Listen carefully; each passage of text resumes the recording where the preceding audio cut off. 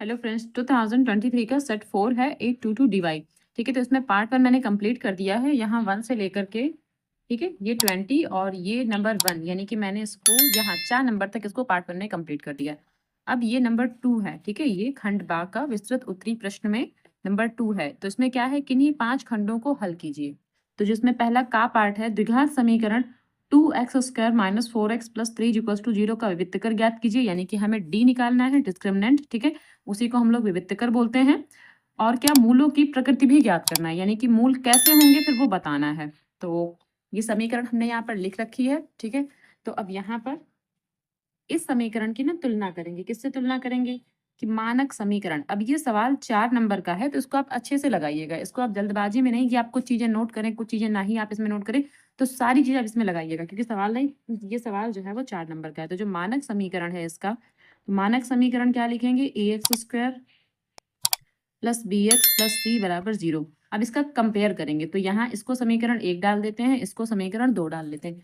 तो लिखेंगे समीकरण 1 व 2 की तुलना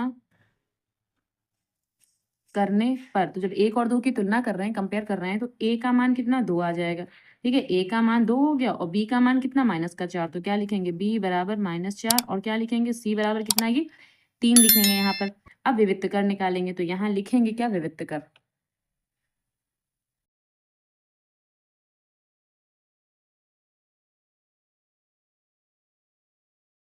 विवित्तकर डी कैसे निकालेंगे? b² - 4ac = अच्छा, = तो नहीं लगाते, वो तो बाद में देखते हैं क्या छोटा है या बड़ा है, 0 से छोटा है या 0 से बड़ा है, वो तो बाद में देखते हैं, या फिर 0 के बराबर है, तो अभी ये नहीं लगाएंगे। तो b², इसका मतलब क्या? 4 का स्क्वायर -4 × a, और a की वैल्यू क्या है? 2 है, और c की वैल्यू क्या है? 3 है। ठीक है, c की वैल्यू 3 है, तो हमने यहाँ वैल्यू पुट कर दी। अब 4 का स्क्वायर कितना? 16, और माइनस का स्क्वायर तो यहाँ प्लस हो जाएगा, तो प्लस यहाँ लिखेंगे नहीं। 4 दूनी 8, और 8 तियां कितना? 24। तो यहाँ क्या, इसको जब घटा देंगे तो माइनस का 8 आया। माइनस का 8 आया, इसका मतलब क्या है? ये जो है लेस देन 0 है। ठीक है, लेस देन 0 है, यानी कि 0 बड़ी संख्या है, ये छोटी संख्या है। तो जब हमारा डिस्क्रिमिनेंट लेस देन 0 आता है, ठीक है, डिस्क्रिमिनेंट की वैल्यू लेस देन 0 आती है, तब क्या होगा? तब जो मूल होंगे, मूल होंगे वो कैसे होंगे? अवास्तविक। अवास्तविक, इसका मतलब वास्तविक नहीं होंगे। ठीक है, तो यहाँ पर आप अवास्तविक भी लिख सकते हैं, या यहाँ पर आप लिख सकते हैं मूल वास्तविक नहीं होंगे। तो आपको 2 आंसर पूछे थे, एक तो पहला विवित्तकर क्या आएगा ये पूछा था, तो क्या लिखेंगे यहाँ पर? दोनों आंसर एक पास लिखेंगे। विवित्तकर क्या है? -8, और मूल कैसे वो भी लिखेंगे यहाँ पर। मूल बराबर वास्तविक नहीं, वास्तविक नहीं, या फिर आप अवास्तविक भी इसको लिख सकते हैं, तो ये आंसर हो जाएगा इसका।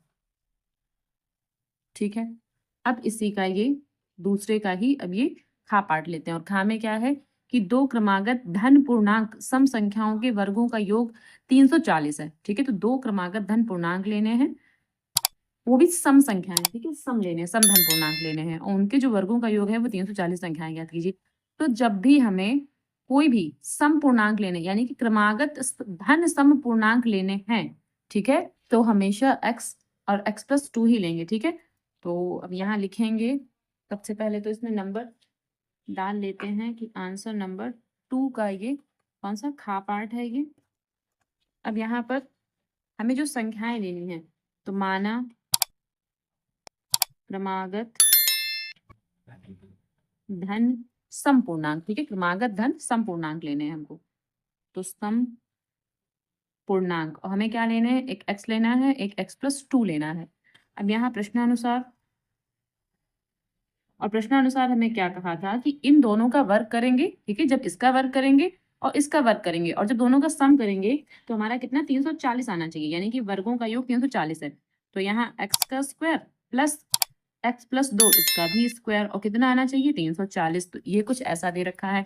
यहाँ से एक समीकरण बनाएंगे। समीकरण क्या? x², इसका ना फार्मूला खोलेंगे, x² + y², यानी कि a+b कह सकते हैं या x और y कह सकते हैं। तो a+b का होल स्क्वायर, तो a का स्क्वायर, और यहाँ b का स्क्वायर, और 2ab, तो 2 × a × b, ये a है ये b है, तो 2 × a × b, और यहाँ कितना? 340 हो जाएगा। ये मिला के होगा 2x² और x² मिला के 2x²। प्लस यहाँ कितना 4 हो जाएगा भाई, 2 दूनी 4। अब यहाँ 2 दूनी 4, तो यहाँ पर भी 4x और 340 को इस तरफ ले आते हैं माइनस में, तो माइनस का 340 बराबर में 0। अब ये 2x² ऐसे लिखा रहने देते हैं, ये 4x है इसको भी ऐसे ही लिखा रहने देते हैं। अब 340 से अगर हम 4 घटाएंगे तो माइनस का, ठीक है, माइनस का कितना आ जाएगा 336, यहाँ पर 0। अब यहाँ से और यहाँ से इन सब से 2 कॉमन ले लेते हैं, या फिर यूं कह सकते हैं कि 2 से सबको भाग कर देंगे, क्योंकि ये भी 2 से भाग हो रहा है, ये भी हो रहा है, ये भी, तो सबको 2 से भाग कर देते हैं। जब 2 से भाग करेंगे तो कितना आएगा, यहाँ सिर्फ x स्क्वायर, क्योंकि 2 से भाग करेंगे तो यहाँ 1 आ जाएगा, 1 लिखेंगे नहीं। इसको भाग करेंगे तो 2x आ जाएगा, इसको 2 से भाग करेंगे 2 1 कम 2, और यहाँ बचेगा 1 13, 2 6 12, फिर 1 बचेगा तो 16 2 8 16 बराबर 0। अब 168 के ऐसे गुणनखंड करने हैं कि घटाने से कितना 2 आ जाए, ठीक। तो यहाँ इसके साइड में गुणनखंड ऐसे कर लेंगे, तो इसको सबसे पहले 2 से कट करेंगे, 2 8 16 और 2 चौके 8, फिर 2 से करेंगे, 2 चौके 8, 2 दूनी 4, फिर 2 से करेंगे तो 2 दूनी 4, 2 1 कम 2। अब ये 3 से कट होगा, 3 सत्ते 21, फिर 7 से 7 1 कम 7। अब ये जो कुछ हमारे पास संख्याएं आई हैं, क्या आई हैं, 2 गुणे 2 गुणे 2 गुणे 3 गुणे 7, ठीक है, ये 7 है। तो इनसे ना हमें कुछ ऐसा बनाना है, समझिएगा, इनसे ना हमें कुछ ऐसा बनाना है कि घटाने से कितना 2 आ जाए, ठीक है, घटाने से कुछ 2 आ जाए। तो कैसे बनाएं, 2 दूनी 4 दूनी 8, अगर हम यहाँ 8 लेते हैं और 7 तियां 21, तो 21 में से अगर हम 8 घटाएंगे 2 तो नहीं बन रहा, कुछ और लेते हैं। सपोज कीजिए हम इतनी संख्या अलग ले लें, तो 2 दूनी 4 तियां 12, इतना तो 12 बना रहा है। ये बचा तो ये मिला के 7 दूनी 14 बना रहा है। तो 14 में अगर हम 12 घटाते हैं 2 बन रहा है हमारा, यहाँ से बन गया हमारा, और 14 और 12 का अगर हम मल्टीप्लाई करेंगे तो 168 ही आएगा। ओके, तो इस 2 की जगह हमें क्या लिखना है, 14 माइनस 12, तो एक्स स्क्वायर प्लस, और यहाँ 2 की जगह क्या, 14 माइनस 12x, ठीक है, 14 minus 12x minus 168 is equals to 0। अब एक्स स्क्वायर, तो एक्स स्क्वायर प्लस 14x, ये 14 है, माइनस का 12x माइनस का 168 इज इक्वल्स टू 0। यहाँ से और यहाँ से हमें कॉमन लेना है, तो जब इन दोनों से कॉमन लेंगे तो सिर्फ x कॉमन मिलेगा, यहाँ बचेगा x प्लस 14 माइनस यहाँ 12 कॉमन मिलेगा, ठीक है, यहाँ सिर्फ 12 कॉमन मिलेगा यहाँ से, यहाँ x, अच्छा ये माइनस भी हमने कॉमन ले लिया तो अंदर प्लस हो जाएगा। अब 12 का जब इसमें भाग करेंगे तो 12 एकम 12, यहाँ 4 बचेंगे तो 48, 12 चौके 48, ठीक है, तो यहाँ और यहाँ सेम चीज आ रही है, इसका मतलब हमारा सवाल भी सही चल रहा है। तो यहाँ एक ब्रैकेट में ये लिखेंगे और दूसरे ब्रैकेट में क्या लिखेंगे, x माइनस 12 बराबर 0। तो अब x प्लस 14 बराबर 0, इसको अलग कर देंगे, x माइनस 12 बराबर 0 इसको अलग कर लेंगे, इससे क्या होगा, x बराबर माइनस 14। तो ये तो लेना नहीं है, क्योंकि इन्होंने क्वेश्चन में ही बोला था धन सम पूर्णांक, ठीक है, क्वेश्चन में क्या बोला था, धन सम पूर्णांक, ये तो ऋणात्मक आ गया, तो ऋणात्मक वैल्यू हमको नहीं लेना है, तो ये वाला नहीं लेना है। यहाँ से क्या आएगा, x बराबर 12, ये यहाँ जाएगा तो पॉजिटिव बन जाएगा, 12 हमको लेना है। तो धन सम पूर्णांक हमारे पास क्या आएंगे, एक पहला तो 12 आ जाएगा और दूसरा क्या, 12 में 2 जोड़ेंगे तो 14 आ जाएगा, ठीक है। तो यहाँ साइड में इसका आंसर लिखेंगे क्या, कि धन सम पूर्णांक, तो क्या लिखेंगे, यहाँ पहले x और यहाँ x प्लस 2 ऐसे लिखेंगे, ठीक है। तो x की जगह 12 और यहाँ 12 प्लस 2, ठीक, फिर यहाँ 12 और यहाँ कितना 14, तो ये आंसर हो जाएगा। ऐसे हमको इसको करके दिखाना है, ठीक है। अब ये 2 का गा नंबर है कि O एक वृत्त का केंद्र है, ठीक है, कि जो O है वो एक वृत्त का केंद्र है। 2 स्पर्श रेखाएं TP और TQ जो कि वृत्त को क्रमशः P और Q बिंदुओं पर स्पर्श करती हैं, ठीक है, वृत्त के बाहर स्थित एक बिंदु T से खींची गई है, यानी कि जो ये TP और TQ खींची गई हैं वो वृत्त के बाहर एक कोई बिंदु लिया गया था T, वहां से ये स्पर्शी रेखाएं खींची गई हैं। सिद्ध कीजिए, हमें ये सिद्ध करना है क्या, PTQ जो है वो 2 गुणे OPQ, ठीक है, 2 गुणे OPQ के इक्वल होना चाहिए। तो ठीक है, बढ़िया क्वेश्चन है, सिंपल है। तो देखिए सबसे पहले इसका चित्र बनाते हैं। हमें चित्र में अच्छा क्या क्या पता है, अगर हम कहें चित्र में हमें क्या पता है, तो चित्र में O वृत्त वाला एक केंद्र है, हमें इतना पता है, और क्या पता है कि वृत्त के बाहर स्थित एक बिंदु T, ठीक है, वहां से TP और TQ 2 स्पर्श रेखाएं, इतना पता है। और P और Q क्या है, बिंदुओं को स्पर्श करती है, यानी कि PQ जो है वो स्पर्श वाले पॉइंट है हमारे पास, तो इतना हमको पता है, ठीक। तो सबसे पहले ना हम यहाँ पर चित्र ही बनाते हैं साइड में। तो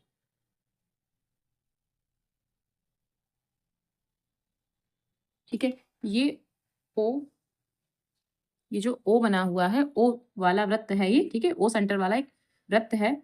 अच्छा, तो T बिंदु एक बाहर है, ठीक है, बाहर एक T बिंदु है जहां से 2 स्पर्श रेखाएं खींची गई, ये P और ये Q, यानी कि TP और TQ दो स्पर्श रेखाएं खींची गई, ये स्पर्श रेखा है और एक ये स्पर्श रेखा है, दो स्पर्श रेखाएं खींची गई हैं टीपी और टी क्यू। ओके, और हमें क्या सिद्ध करना है, हमें सिद्ध करना है कि पी टी क्यू, ठीक है, हमें सिद्ध करना है कि जो पी टी क्यू है यानी कि पी टी क्यू ये वाला जो एंगल है, ठीक है, ये वाला जो एंगल है वो किसके बराबर होगा, O P Q, O P Q के बराबर होगा। तो ओ पी क्यू कहाँ है, ये रहा ओ, ये रहा P और ये रहा Q, ओ पी क्यू, इसका मतलब यहाँ ऐसे एक लाइन ड्रॉ करनी पड़ेगी। ओके, तो और एक यहाँ ऐसे लाइन ड्रॉ करनी पड़ेगी, तब तो फिर हम ये एंगल निकाल पाएंगे ओ पी क्यू। तो ये वाला एंगल हमें निकालना है कि ये दो गुणे इसके एंगल के बराबर होना चाहिए, ठीक है।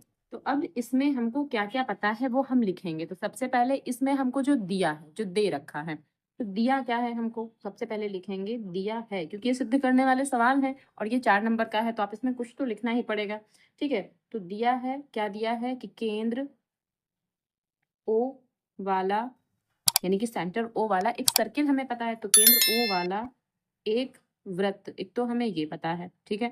दूसरा हमें क्या पता है कि एक बाह्य बिंदु, ये जो टी है वो एक बाह्य बिंदु है, तो क्या लिखेंगे, दूसरा क्या पता है कि एक बाह्य बिंदु टी पर, ठीक है, बाह्य बिंदु टी पर दो स्पर्श रेखाएं, दो स्पर्शी या सीधे स्पर्शी भी लिख सकते हैं,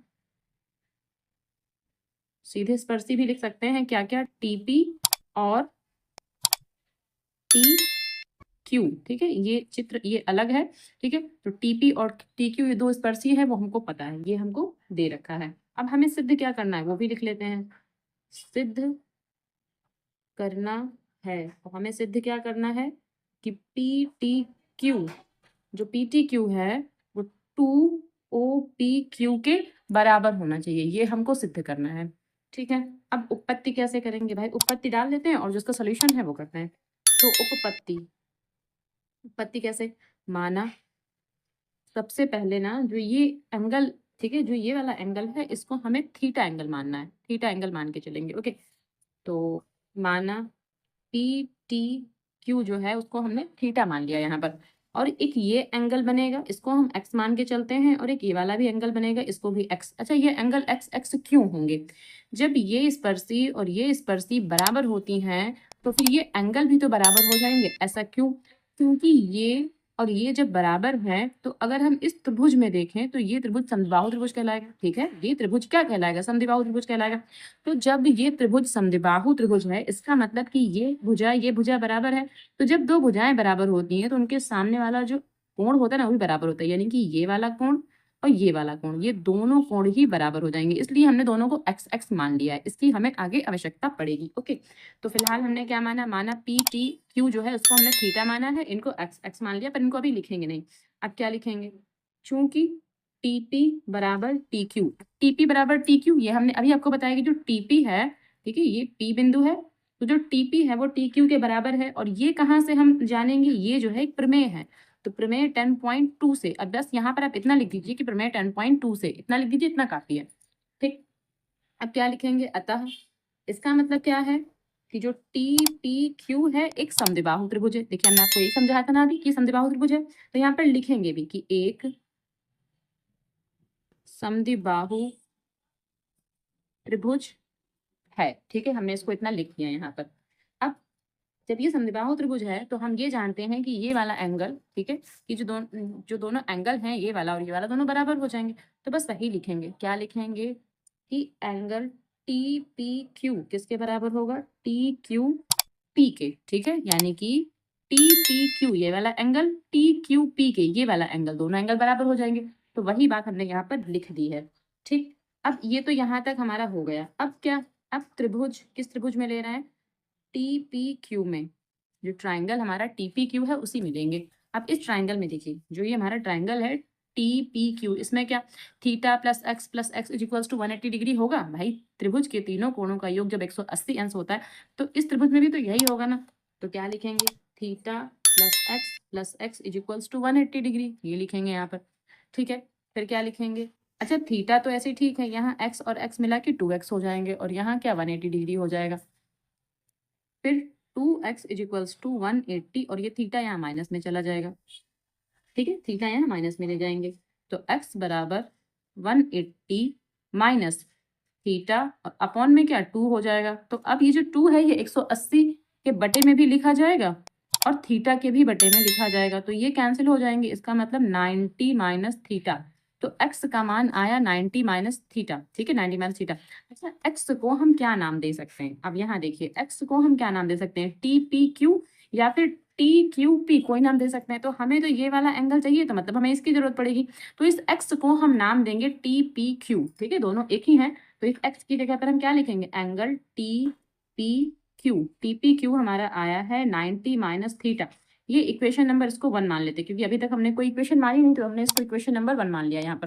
ठीक है, अब समझिए, जब यहाँ तक ये हमारा कंप्लीट हो गया, तो अगर हम इसकी बात करें, अगर हमें इतना कोण निकालना है, समझिए, अगर हमें इतना कोण निकालना है, तो एक तो ये पूरा, इस पूरे से अगर हम इतना घटा दें, ठीक है, इस पूरे से अगर हम इतना घटा दें तो हमें ये वाला कोण मिल जाएगा। इसका मतलब तो हम क्या लिखेंगे कि angle O P Q, O P Q किसके बराबर हो जाएगा, ओ पी टी। भाई ओ पी टी में से ये वाला घटाना पड़ेगा, क्या कि एंगल क्यू पी टी या फिर टी पी क्यू, ये वाला एंगल घटा देंगे। तो बस इसको लैंग्वेज में लिखेंगे, और क्या लिखेंगे हम, देखिए यहाँ लिखेंगे, पुनः पुनः लिख लेंगे, उसके बाद एंगल ओ पी क्यू। ठीक है, ओ पी क्यू है, ओके। तो ओ पी क्यू हमें कैसे मिलेगा कि O P T, O P T और माइनस क्या, या फिर टी पी ओ भी लिख सकते थे, ओ पी टी माइनस में क्या, एंगल टी पी क्यू। ठीक है,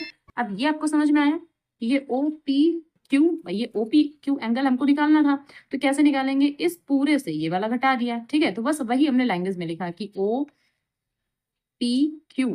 ठीक है, O P Q is equals to angle, किसके एंगल के बराबर हो जाएगा, O P T minus O या फिर टी पी क्यू, ऐसे हमने लिखा है इसको। ओके, तो यहाँ पर ओ पी क्यू जो ये हमने लिखा है, ओ पी क्यू, ये तो ऐसे लिखा रहेगा, और ओ पी टी ये 90 डिग्री का होता है। अच्छा, ये 90 डिग्री का क्यों होता है, ये देखिए आप, यहाँ पर जो त्रिज्या होती है, अगर त्रिज्या और स्पर्शी स्पर्शी एक दूसरे को जिस पॉइंट पर टच करती हैं, वहां पर जो एंगल बनता है वो 90 डिग्री का एंगल बनता है। और ये प्रमेय 10.1 में है, यानी कि ये तो त्रिज्या है, इस स्पर्शी को टच कर रही है, इसलिए ये इतना पूरा एंगल, ठीक है, इतना पूरा, ये इतना पूरा एंगल कितना होगा, 90 डिग्री का होगा।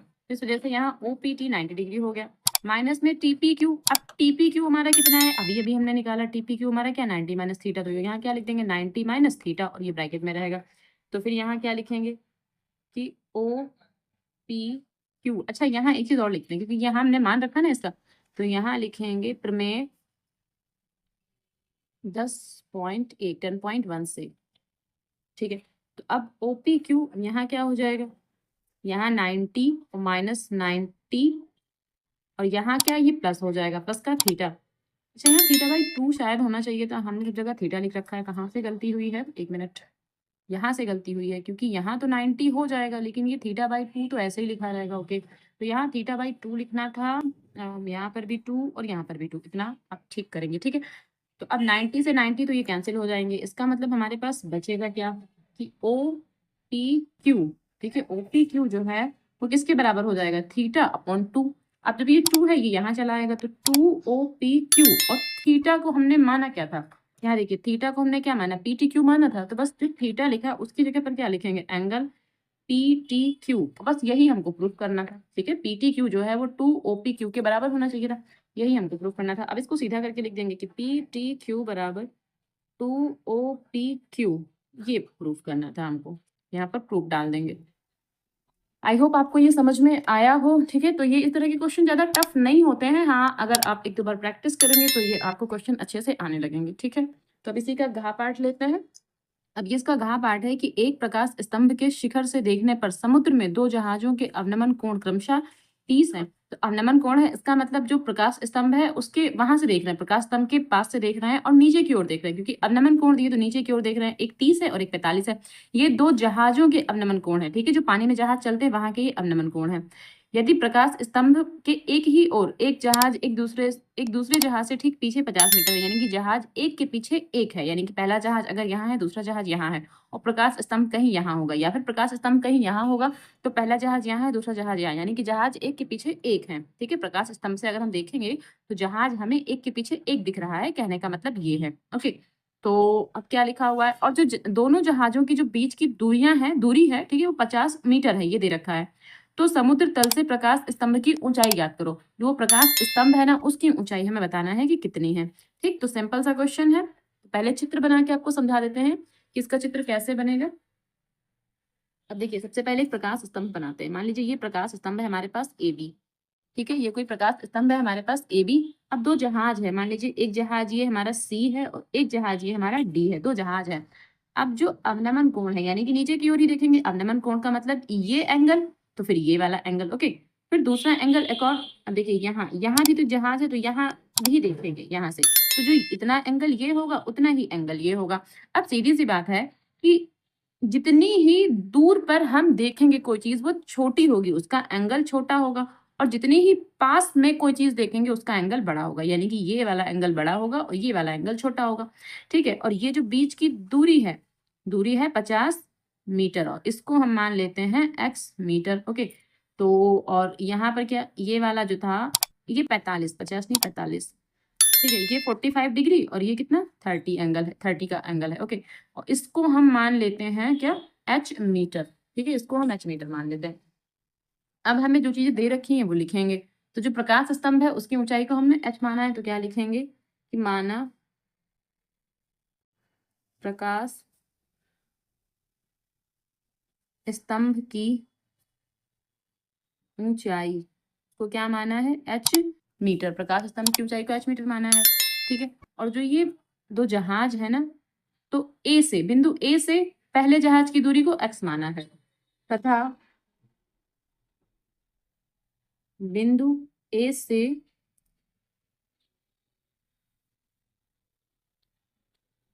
पहले जहाज की दूरी बराबर x मीटर। और हमें ये यहाँ तक की दूरी पता है, यानी जो दो जहाज है ना उनके बीच की दूरी तो पता है, तो क्या लिखेंगे, दो जहाजों के बीच की दूरी बराबर कितना, 50 मीटर। और दो एंगल हमें पता है, एक बी सी ए पता है, तो एंगल बी सी ए है 45 डिग्री, और दूसरा एंगल पता है बी डी ए, ठीक है। तो एक और लिख लेंगे क्या, बी डी ए कितना है 30 डिग्री। तो हमने एंगल लिख लिए। अब सबसे पहले ट्राइंगल कौन सा लेंगे, बी सी ए या फिर ए बी सी, कुछ भी लिख सकते हैं। तो लिखेंगे क्या कि त्रिभुज ए बी सी में, त्रिभुज एबीसी में क्या देखेंगे कि tan 45 is equals to B A बटे सी है। तो क्या लिखेंगे, tan 45 is equals to B A बटे में सी है। तो tan 45 की वैल्यू 1, बी ए, और बी ए कितना है, h है भाई, बी ए तो ये h है, और सी ए इतना है, ये x है। तो यहाँ पर क्या लिखेंगे, h अपॉन x। अब x यहाँ मल्टीप्लाई कर जाएगा, ओके। तो ये इक्वेशन नंबर 1 आ जाएगी, यानी कि h और x दोनों की वैल्यू सेम ही आएगी, जो भी आएगी, ओके। अब हमें दूसरा ट्राइंगल लेना है, क्या, ए बी डी, ये जो पूरा बड़ा वाला ट्राइंगल है ना, ए बी डी, इस पूरे को लेना है। तो इसमें tan 30, तो tan 30 किसके बराबर होगा, लंब बटे आधार, आधार पूरा इतना हो जाएगा हमारा, तो लंब ये है, आधार ये है। तो क्या लिखेंगे कि पुनः त्रिभुज, अब किस त्रिभुज में ले रहे हैं, ए बी डी में, ए बी डी में, ए बी डी में क्या कि tan 30 degree is equals to B A, ठीक है, बी ए तो ये रहेगा ही, ये बी ए तो रहेगा, अपॉन में क्या, ये डी ए रहेगा, अपॉन में क्या, डी ए। और tan 30 की वैल्यू हम जानते हैं कि 1/√3 होती है, और बी ए की वैल्यू h है, और डी ए की वैल्यू कितनी रखेंगे, यहाँ देखिए डी ए की वैल्यू 50 प्लस एक्स रखेंगे, क्या रखेंगे 50 प्लस एक्स। तो यहाँ क्या लिखेंगे 50 प्लस एक्स। तो 50 प्लस एक्स यहाँ 1 से मल्टीप्लाई करेगा, तो यहाँ हो जाएगा 50 प्लस एक्स, और √3 की h से मल्टीप्लाई कर देंगे, भाई तिरक गुणा तो ऐसे होगी ना, तो इसकी मल्टीप्लाई यहाँ पर कर देंगे, तो अब क्या हो जाएगा, और x की जगह हमें क्या रखना है, h रखना है। ये देखिए x बराबर h है, तो x की जगह हमें h रखना है। तो 50 प्लस h बराबर √3h। तो यहाँ क्या 50 बराबर √3h, और ये जो h यहाँ है ये माइनस में यहाँ आ जाएगा, तो माइनस का h बन जाएगा। तो 50 बराबर यहाँ से √3h। अच्छा, यहाँ से काम करते हैं, h कॉमन ले लेते हैं, ठीक है, h कॉमन ले लेते हैं, तो यहाँ √3 बचेगा, और यहाँ से क्या माइनस का 1 बचेगा, ठीक है। यहाँ 50 और ये √3 - 1 के बटे में लिख देंगे, √3 - 1 बराबर h। अब √3 की वैल्यू रखेंगे क्या 1.732, तो 50/√3 की वैल्यू 1.732 और यहाँ -1 बराबर h। अच्छा, इसको ना एक तरीके से और कर सकते थे, वहां से थोड़ा सा आंसर में डिफरेंस आ जाएगा, ठीक है, 19-20 का डिफरेंस आ जाएगा, लेकिन वो आंसर भी सही माना जाएगा, कुछ वो कट नहीं करेगा। देखिए वहां पर क्या होगा, जैसे यहाँ तो ये करेंगे कि 50 बटे में, अब यहाँ घटाएंगे तो क्या आएगा 0.732 बराबर h, ठीक है। तो h बराबर क्या है, इसको डिवाइड कर देंगे, वही हमारा h का मान आ जाएगा यहाँ पर, ठीक है, इसको डिवाइड करेंगे वही h का मान आ जाएगा। तो ये डिवाइड करके आपको बताते हैं, चलिए पहले आपको डिवाइड करके ही बता देते हैं क्या आएगा यहाँ पर। तो इसको अच्छा एक स्टेप और बढ़ाते हैं, क्या 50 और ये जो बटे में लिखा है 0.732, यहाँ से पॉइंट हटाते हैं, तो पॉइंट हटा के क्या 1 2 3, तो 1 2 3, तो यहाँ पर क्या हो जाएगा h बराबर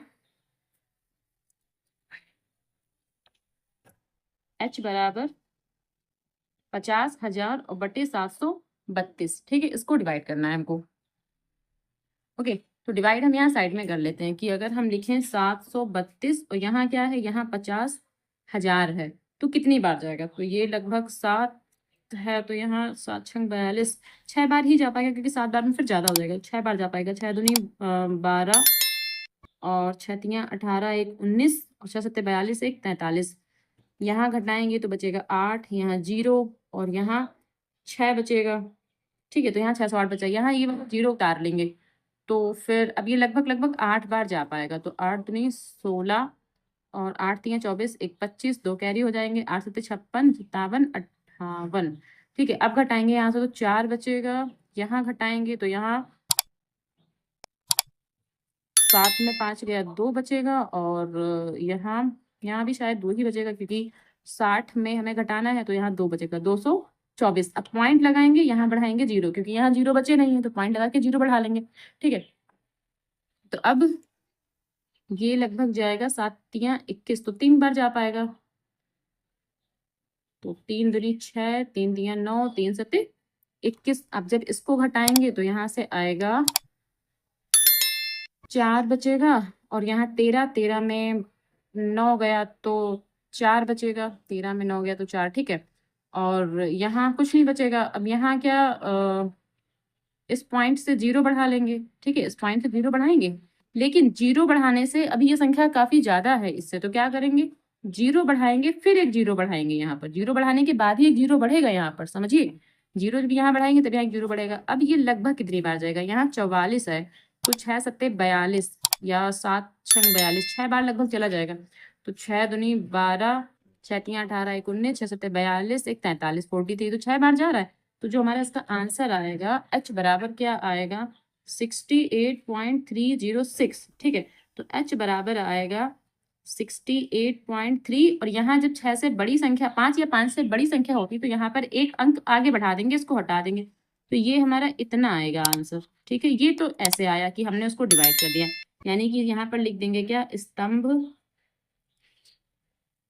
की ऊंचाई, स्तंभ की ऊंचाई, ये आंसर आ जाएगा हमारा यहाँ पर। लेकिन मैंने आपको बताया कि यहाँ पर आने के बाद जरूरी नहीं है कि आप ये यही तरीका अपनाएं, यहाँ पर आने के बाद आप इसको अलग तरीके से कर सकते थे। कैसे, देखिए कैसे कि h बराबर हमारा क्या आया है 50√3 - 1।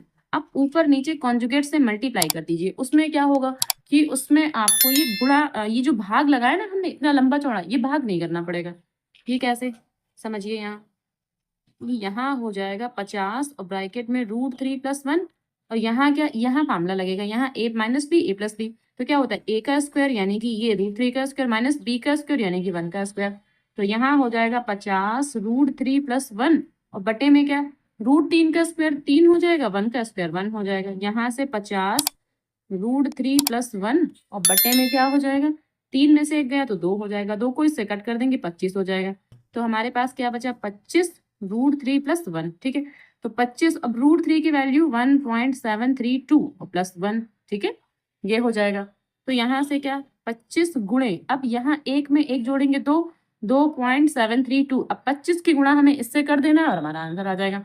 तो 25 की 2 से 25 दूनी 50, 5 कैरी हो जाएगा, 25 यहाँ 75, 75 में 5 जोड़े 80, फिर से 8 कैरी हो जाएगा, और 25 सत्ते 175, 175 में अगर हम 8 जोड़ेंगे तो 183 यानी कि 3 आ जाएगा, बचेगा 18, 18 कैरी हो जाएगा, 25 दूनी 50, 50 में 18 जोड़ेंगे तो 68, हमारा ये आंसर आ रहा है, यानी कि पॉइंट कहाँ लगेगा, 1 2 3, तो 1 2 3, ठीक है। आंसर लगभग वही है 68.30, ठीक है। आंसर क्या है 68.30, और जो इसका आंसर आया था वो 68.31। ऐसा क्यों आया था, क्योंकि यहाँ पर एक 6 भी तो ज्यादा था, लेकिन ये गुणा करने से क्या यहाँ पर 6 नहीं आ पा रहा, क्योंकि हमारी तो डायरेक्ट गुणा हो गई ना। अब यहाँ ऐसा कोई अंक ही नहीं है कि हम आगे यहाँ गुणा कर सकें, तो ये आंसर भी सही है। तो अगर आप ये तरीका भी लगाते हैं तो इसको कोई कट नहीं करेगा, क्योंकि एक सवाल को लगाने के ना कई तरीके होते हैं।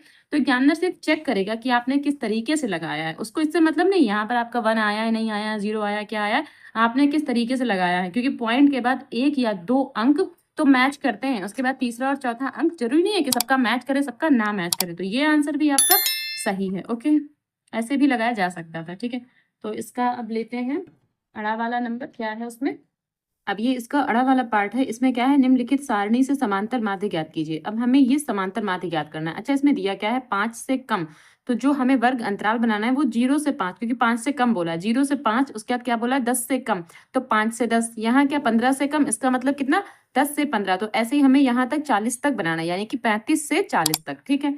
उसके बाद छात्रों की संख्या दे रखी है, क्या 3 है, फिर 10 है, यहाँ 25 है, यहाँ 49 है, यहाँ 65 है, 73, 78 और 80। अच्छा, ये जो है ये बारंबारता नहीं दे रखी है, ठीक है। ये जो 3 10 25 दिया, ये बारंबारता नहीं है। अब कैसे पता चलेगा कि ये बारंबारता है या नहीं है, देखिए यहाँ 3 है, यहाँ 10 है, यहाँ 25 है, ये जो फ्रीक्वेंसी है बढ़ती जा रही है, ठीक है। जो फ्रीक्वेंसी है ये बढ़ती जा रही है, इसका मतलब ये बारंबारता नहीं है, ये संचयी बारंबारता है, और बारंबारता आपको यहाँ पर निकालना पड़ेगा। तो आप ये ध्यान दीजिएगा, पेपर में हड़बड़ी ना मचाएं कि आप देखें ही ना कि ये बारंबारता है कि संचयी बारंबारता है। तो ये संचयी बारंबारता है यहाँ पर, ठीक है। तो आपको बारंबारता निकालनी है, और संचयी बारंबारता कैसे पता चलती है, ये हर बार बढ़ती जाती है, कहीं पर घटेगी नहीं। देखिए 3 है, फिर 10 है, फिर 25 है, 49 है, 65 है, 73 है, 78 है, फिर 80 है, यानी कि हर बार ये बढ़ रही है। तो ये क्यूमुलेटिव फ्रीक्वेंसी हमें दे रखी है। तो ये वाला आप लिखें, या फिर इसको स्किप करके आप सीधे लिख सकते हैं 0 से 5, 5 से 10, तो ऐसे भी लिखा जा सकता है इसको। तो देखिए सबसे पहले हम क्या लिखते हैं, वर्ग अंतराल। वर्ग अंतराल, अब वर्ग अंतराल में हम क्या लिखेंगे, 0 से 5, 5 से 10, 10 से 15, 15 से 20, 20 से 25, और 25 से कितना 30, और 30 से 35, 35 से 40, क्योंकि 40 से कम दिया हुआ था, यानी कि ये यहाँ तक कंप्लीट हो गया। अब इसके बाद हमें क्या, छात्रों की जो संख्या दे रखी है वो हमें क्या, क्यूमुलेटिव फ्रीक्वेंसी यानी कि संचयी बारंबारता दे रखी है। तो उससे पहले यहाँ पर वर्ग चिन्ह भी बना लेते हैं, ठीक है। तो वर्ग चिन्ह, वर्ग चिन्ह को हम xi बोलते हैं, और वर्ग चिन्ह हमारे पास क्या है, 0 और 5 के बीच में क्या आएगा 2.5, यहाँ क्या 7.5, यहाँ 12.5, यहाँ क्या 17.5, और यहाँ पर कितना आ जाएगा 22, ओके 22.5, ठीक है। और यहाँ कितना 27.5, और यहाँ 32.5, और यहाँ पर कितना 37.5, ठीक है। ये सभी लोग निकालना जानते हैं, और जिसको नहीं पता है तो इन दोनों को जोड़ते हैं, फिर 2 से डिवाइड कर देते हैं, या फिर ये कह लें कि इनके बीच की संख्या, ठीक है, इनके बीच की कौन सी संख्या होगी। तो इसके लिए क्या करते हैं, इन दोनों को जोड़ देते हैं और 2 से डिवाइड करते हैं, तो ये संख्या निकलती चली आती है। इन दोनों को जोड़ेंगे, 2 से डिवाइड करेंगे, किसी भी संख्या को 2 से जोड़ेंगे, 2 से डिवाइड कर देंगे, किसी भी संख्या को जोड़ेंगे और 2 से डिवाइड कर देंगे, तो ये जो चीजें हैं ना वर्ग चिन्ह वो निकल के आ जाता है, ठीक है। अब जो हमें क्यूमुलेटिव फ्रीक्वेंसी दे रखी है वो भी लिखेंगे यहाँ पर, क्या संचयी बारंबारता, जो छात्रों की संख्या है, छात्रों की संख्या, और छात्रों की संख्या क्या है संचयी बारंबारता, यानी कि CF, हमको CF दे रखा है। और CF क्या है, पहले तो 3 दिया है, इसके लिए 10 दिया है, इसके लिए 25 है, फिर यहाँ 49 है, यहाँ 65 है, एंड 73 है, एंड 78 है, एंड यहाँ 80 है, ठीक है। ये क्यूमुलेटिव फ्रीक्वेंसी है। तो हमें क्या निकालना है, हमें तो बारंबारता निकालना है ना। तो बारंबारता, और बारंबारता को हम f बोलते हैं, ठीक है, बारंबारता को हम f बोलते हैं। तो बारंबारता कैसे निकालेंगे, इसमें से ये घटाते जाएंगे, मतलब पहला तो ये ऐसे ही ठीक है लिखा रहेगा 3, तो पहला ठीक है। अब यहाँ पर क्या, यहाँ इसमें से ये वाला घटाएंगे, तो ये कितना बचेगा 7। अब 25 से 10 घटाएंगे, तो यहाँ कितना बचेगा 15, ठीक है। समझ में आया आपको कि ये हमको जो है घटा घटा करके ऐसे ही लिखते चले जाना है। तो 49 से अब हम कितना 25 घटाएंगे, तो हमारे पास 24 आ जाएगा। अब 65 से अगर हम 49 घटाएंगे, ठीक है, 65 से 49 घटाएंगे तो कितना आ जाएगा 16 आ जाएगा भाई। 15 में से 9 गया तो 6 बचेगा, और यहाँ 5 में 4 गया तो 1 बचेगा। अब 73 से 65 घटाएंगे तो यहाँ पर हमारा 8 बचेगा, और 78 से 73 घटाएंगे तो हमारा 5 बचेगा, और 80 से, ठीक है, 80 से अगर हम 78 घटाएंगे तो हमारा यहाँ पर 2 बचेगा। तो ये हमने अपनी बारंबारता निकाल ली। अब या तो इस सवाल को आप सीधे प्रत्यक्ष विधि से करें, तो प्रत्यक्ष विधि से करने में आपको एक दिक्कत आएगी क्या, कि देखिए यहाँ पर ये पॉइंट वाले डेटा हैं और यहाँ पर ये भी बड़े-बड़े कुछ डेटा हैं, तो इनको भाग करेंगे ना, उसमें आपको समय लगेगा। तो आप प्रत्यक्ष विधि से ना जाइए, ठीक है? प्रत्यक्ष विधि से ना जाइए, तो आप उसको कल्पित माध्य विधि से लगाइए। उससे क्या होगा कि आप जब कल्पित माध्य विधि यूज़ करेंगे ना, तो यहाँ पर आपके जो ये डेटा हैं जोड़-घटाना वाले, वो सारे छोटे-छोटे हो जाएँगे, तो वो बेस्ट रहेगा, मुझे ऐसा लगता है, ठीक है? तो कल्पित माध्य विधि के लिए हमें क्या निकालना पड़ेगा, DI, और DI क्या होता है, xi माइनस a, ठीक है? DI क्या होता है, xi माइनस a। अब इसमें से किसी एक को ना हमें a मानना है, तो अब यहाँ पर देख लेते हैं, बीच वाली कोई संख्या लेते हैं, तो बीच वाली संख्या 3 यहाँ है और 4 यहाँ छूटेंगी, ठीक है? तो इसको हम a मान लेते हैं, या इसको भी a मान सकते थे, फिलहाल हम इसको a मानते हैं। तो a बराबर 17.5, a हमने ये माना है यहाँ पर, ठीक है?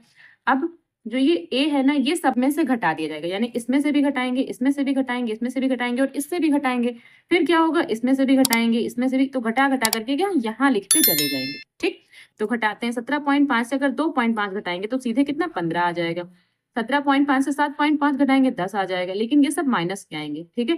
क्योंकि ये पहले लिखा जाएगा और ये बाद में लिखा जाएगा, इसका मतलब ये सारे माइनस के आएंगे। अब 17.5 से 12.5 घटाएंगे तो कितना 5 आ जाएगा, ये भी माइनस का। अब इससे यही संख्या घटाएंगे तो 0 आ जाएगा यहाँ पर, ठीक है? ये यहाँ, ये इसका है, ये इसका है, यहाँ 0 आएगा। अब इससे ये संख्या घटाएंगे तो यहाँ 5 आएगा, पहले ये लिखेंगे फिर ये लिखेंगे तो 5 आएगा। अब इससे ये संख्या घटाएंगे तो कितना 10 आ जाएगा, इससे ये घटाएंगे तो कितना आ जाएगा 15, और इससे ये घटाएंगे तो कितना आ जाएगा 20। तो ये हमने घटाकर निकाल लिया, ठीक है? अब क्या होगा, एक लास्ट हमें बनाना है यहाँ पर FI DI, ठीक है? FI DI हमको और यहाँ पर एक बनाना होगा। तो DI तो ये हो गए और FI हमारे ये हैं, ठीक है? इनको FI कहेंगे, तो FI ये है, DI ये, इन दोनों के आपस में क्या करेंगे, मल्टीप्लाई करेंगे और यहाँ लिखते जाएंगे। तो 15 तियां 75, 15 तियां 45, तो यहाँ 45 लिखना है लेकिन माइनस का। 10 सत्ते 70 माइनस का, और 15 पचे 75, यहाँ 75 माइनस का, यहाँ 0 भाई, 24 की 0 तो 0, 16 पचे 80, और 10 की 8 से तो 80, 15 पचे 75, और 20 की 2 से तो कितना 40, ठीक है? तो ये हमने इसको जोड़ घटाना कर लिया। अब देखिए यहाँ पर ये माइनस का है, ये प्लस का है, तो यहीं पर आपस में कैंसिल हो गए। अब हमें इनका भी तो जोड़ करना है यहाँ पर, और क्या, इसका ये जो ये है ना बारंबारता, इसका भी जोड़ यहाँ करना है, लेकिन इसका जोड़ हमें नहीं करना पड़ेगा। क्यों? क्योंकि जो क्यूमुलेटिव फ्रीक्वेंसी दे रखी है ना, उसका जितना जोड़ है वो इतना ही आएगा यहाँ पर। तो ये सीधे आपको उठाकर लिख देना है, इसको आपको जोड़ना नहीं है। अगर क्यूमुलेटिव फ्रीक्वेंसी हमें दे रखी है तो लास्ट वाला जो डिजिट है वो हमारा यहाँ पर आएगा, ठीक? यही जोड़ है इसका।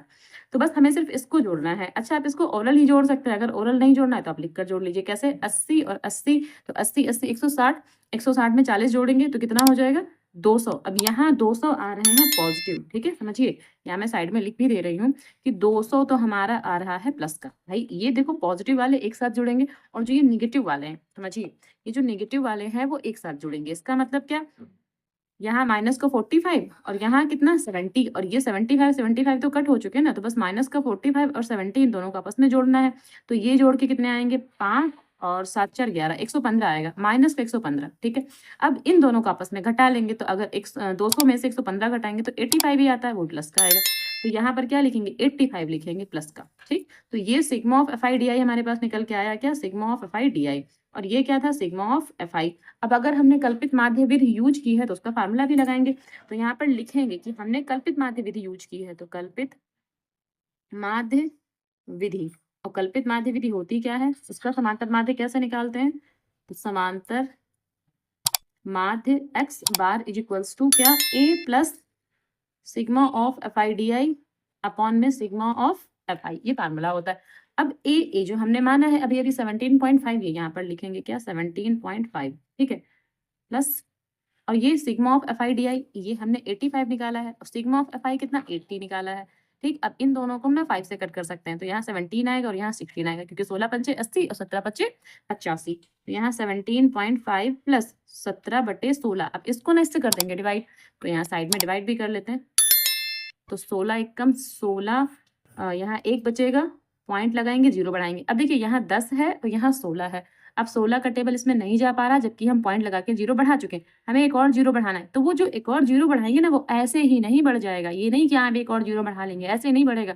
कैसे बढ़ेगा? यहाँ पहले एक 0 लगाएंगे, उसके बाद ही एक 0 बढ़ा सकते हैं। ठीक है, बच्चे क्या करते हैं, यहाँ नहीं लगाते हैं, यहाँ तो बढ़ा लेते हैं, लेकिन नहीं, पॉइंट से सिर्फ एक ही 0 लगता है। अगर आपको एक और 0 चाहिए तो यहाँ पहले बनाए फिर यहाँ बनाए, अगर एक और चाहिए तो यहाँ बनाए फिर यहाँ बनाए। ठीक, तो यहाँ क्या हो जाएगा, ये 16, तो यहाँ 16 25 80, 16 छक्का 96, 6 बार जा रहा है लगभग, 16 छक्का 96, 96। तो ये हमारा, अब इसको अगर हम घटाते हैं तो घटा के हमारा आएगा 4 बचेगा।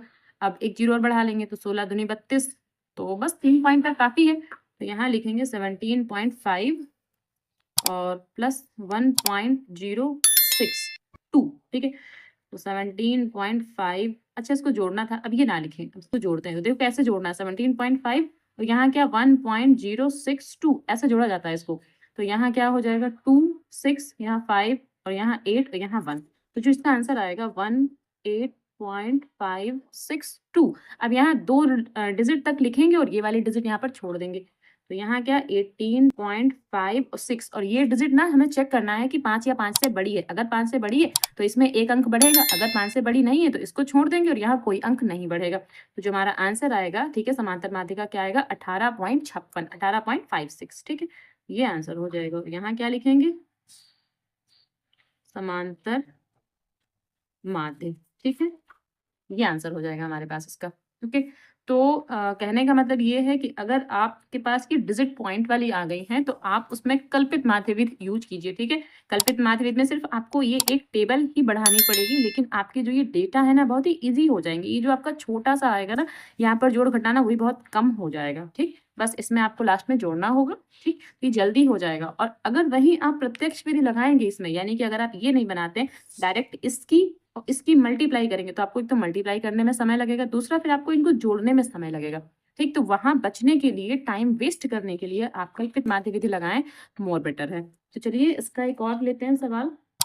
अब इसका 4 नंबर है, निम्नलिखित बारंबारता बंटन से माध्यक ज्ञात कीजिए। तो माध्यक ज्ञात करना है। अच्छा, माध्यक तो सभी लोग ज्ञात करना जानते हैं, वैसे क्यूमुलेटिव फ्रीक्वेंसी इसमें लगाना पड़ेगा, क्योंकि माध्यक है तो माध्यक में संचयी बारंबारता तो बनानी ही पड़ती है। तो बारंबारता हमें दे रखी है और हमें संचयी बारंबारता इसमें बनानी पड़ेगी। ठीक है, तो चलिए लगाते हैं इसको भी। तो सबसे पहले यहाँ पर लिखेंगे वर्ग अंतराल। वर्ग अंतराल हमें क्या दिया है, 10 से 25, 25 से 40, 40 से 55, 55 से 70 और 70 से 85, ये हमको वर्ग अंतराल दे रखा है। ठीक है, इसके बाद बारंबारता, बारंबारता और संचयी बारंबारता हमें बनानी पड़ेगी। बारंबारता को एफ बोलते हैं और यहाँ हमें संचयी बारंबारता भी बनानी पड़ेगी। तो संचयी बारंबारता, संचयी बारंबारता भी हमको यहाँ पर बनानी पड़ेगी। तो वर्ग अंतराल हो गया। अब बारंबारता क्या है, 3 है, यहाँ 10 है, यहाँ 20 है, यहाँ 13 है और यहाँ 4 है। संचयी बारंबारता कैसे निकालेंगे, 3 तो यहाँ लिखा रहेगा। अब 3 में 10 जोड़ेंगे तो 13, 13 में 20 जोड़ेंगे तो 33, 33 में 13 जोड़ेंगे तो 46, 46 और 46 में अगर हम 4 जोड़ेंगे तो 50, यानी कि पूरा 50 हो गया यहाँ पर। अब अच्छा, इसको स्केल से पहले कंप्लीट कर लेते हैं।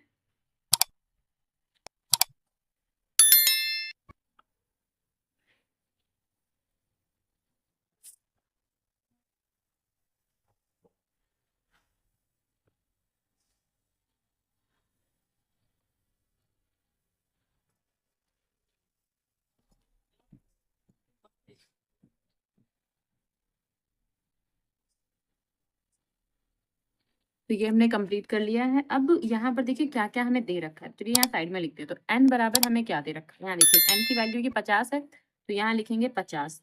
फिर n/2 कितना 25 हो जाएगा। जैसे ही हमें n/2 मिल जाएगा तो हम क्या देखेंगे, ये n/2 कहाँ पे लाइज कर रहा है, तो n/2 लाइज बिटवीन 33। ठीक है, 33 के बीच में ही लाइज करेगा।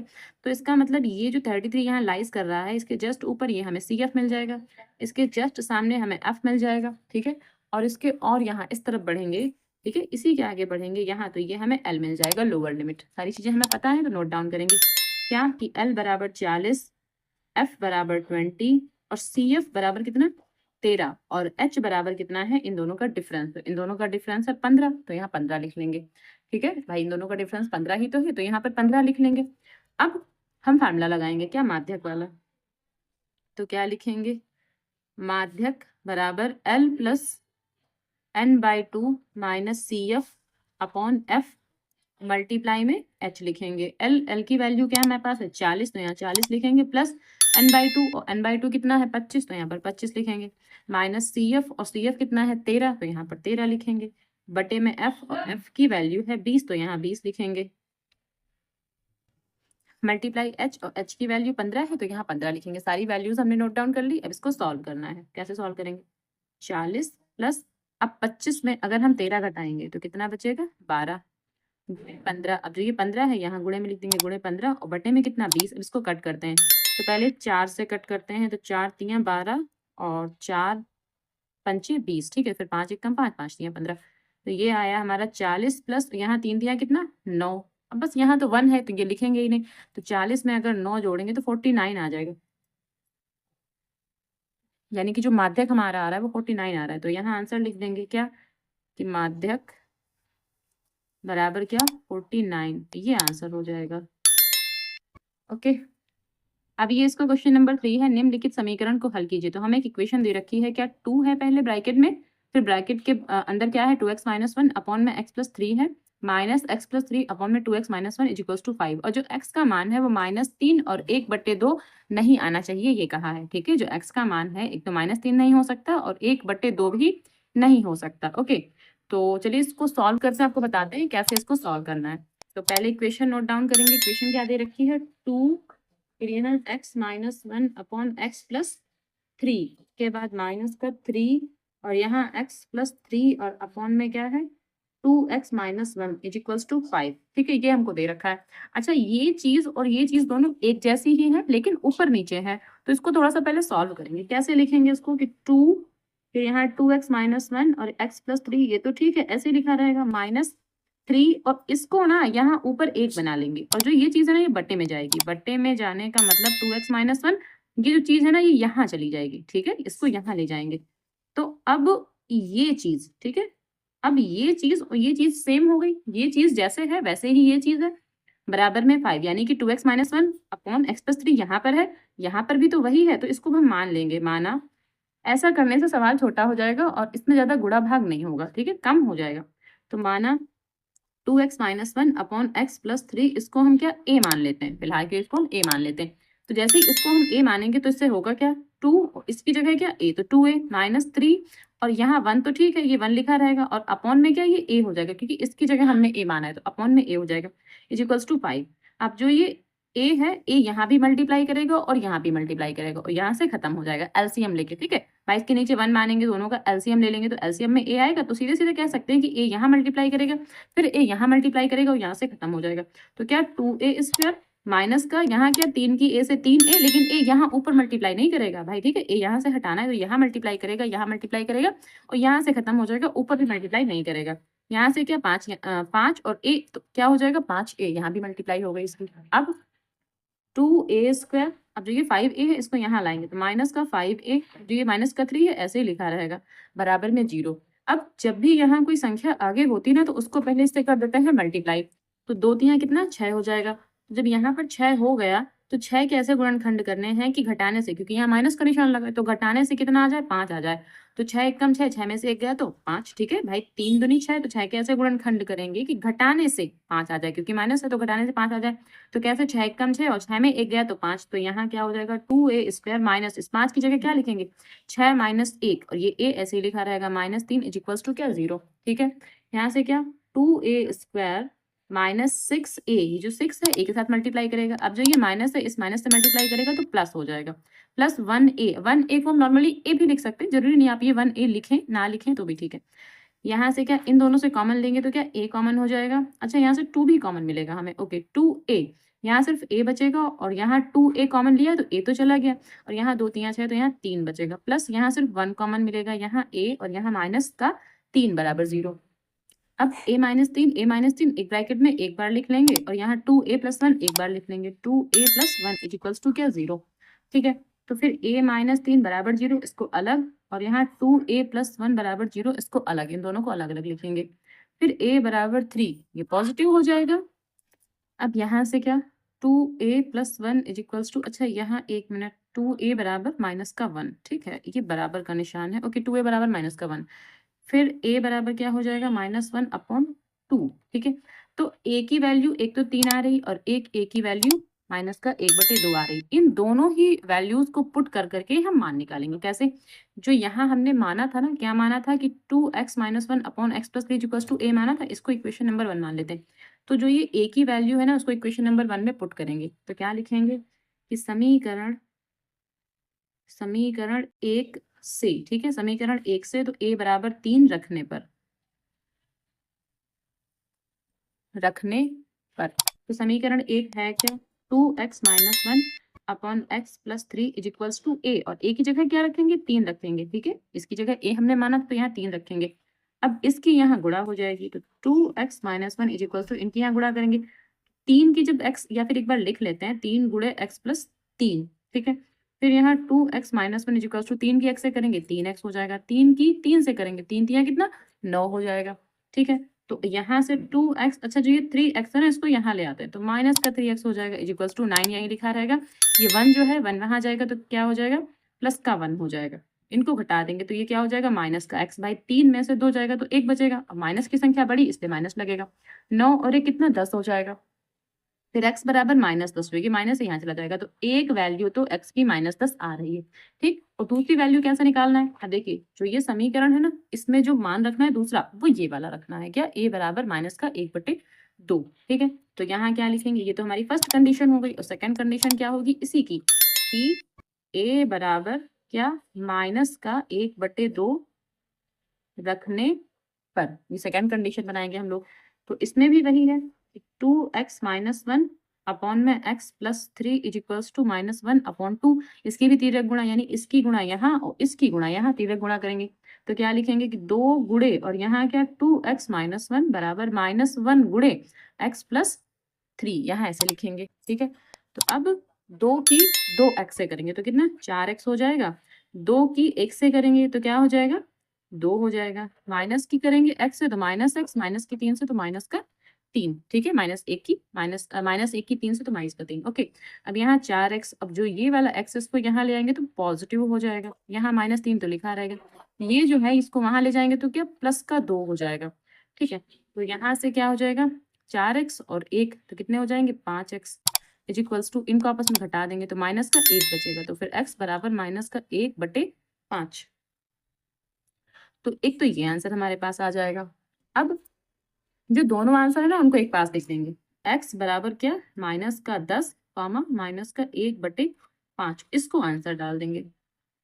ओके, ऐसे हमें इसको सॉल्व करके दिखाना था, ठीक है। तो आप यहाँ अगर मान के करेंगे तो ये सवाल आपके लिए इजी हो जाएगा, और अगर आप मान के नहीं करेंगे, डायरेक्ट आप इन दोनों का एलसीएम लेके अगर सॉल्व करने की कोशिश करेंगे ना, सवाल थोड़ा सा लेंदी हो जाएगा, आपको सॉल्व करने में थोड़ी सी दिक्कत आ सकती है, टाइम भी उसमें ज़्यादा लग जाएगा। तो आप कोशिश करें कि आप उसको इसी प्रकार सॉल्व करें, ओके। अब इसी का ये अथवा पाठ है कि 2 अंकों से बनी एक संख्या एवं उसके अंकों को उलटने पर बनी संख्या का योगफल जांचत है। यदि संख्या के अंकों का अंतर 2 हो तो संख्या ज्ञात कीजिए।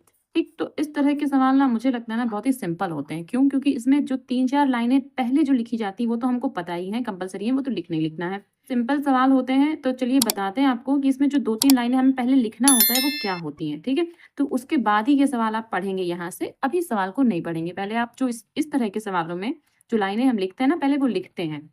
तो क्या लिखेंगे कि माना दहाई दहाई का अंक, और दहाई का अंक हम मानते हैं x, ठीक है। और इकाई का अंक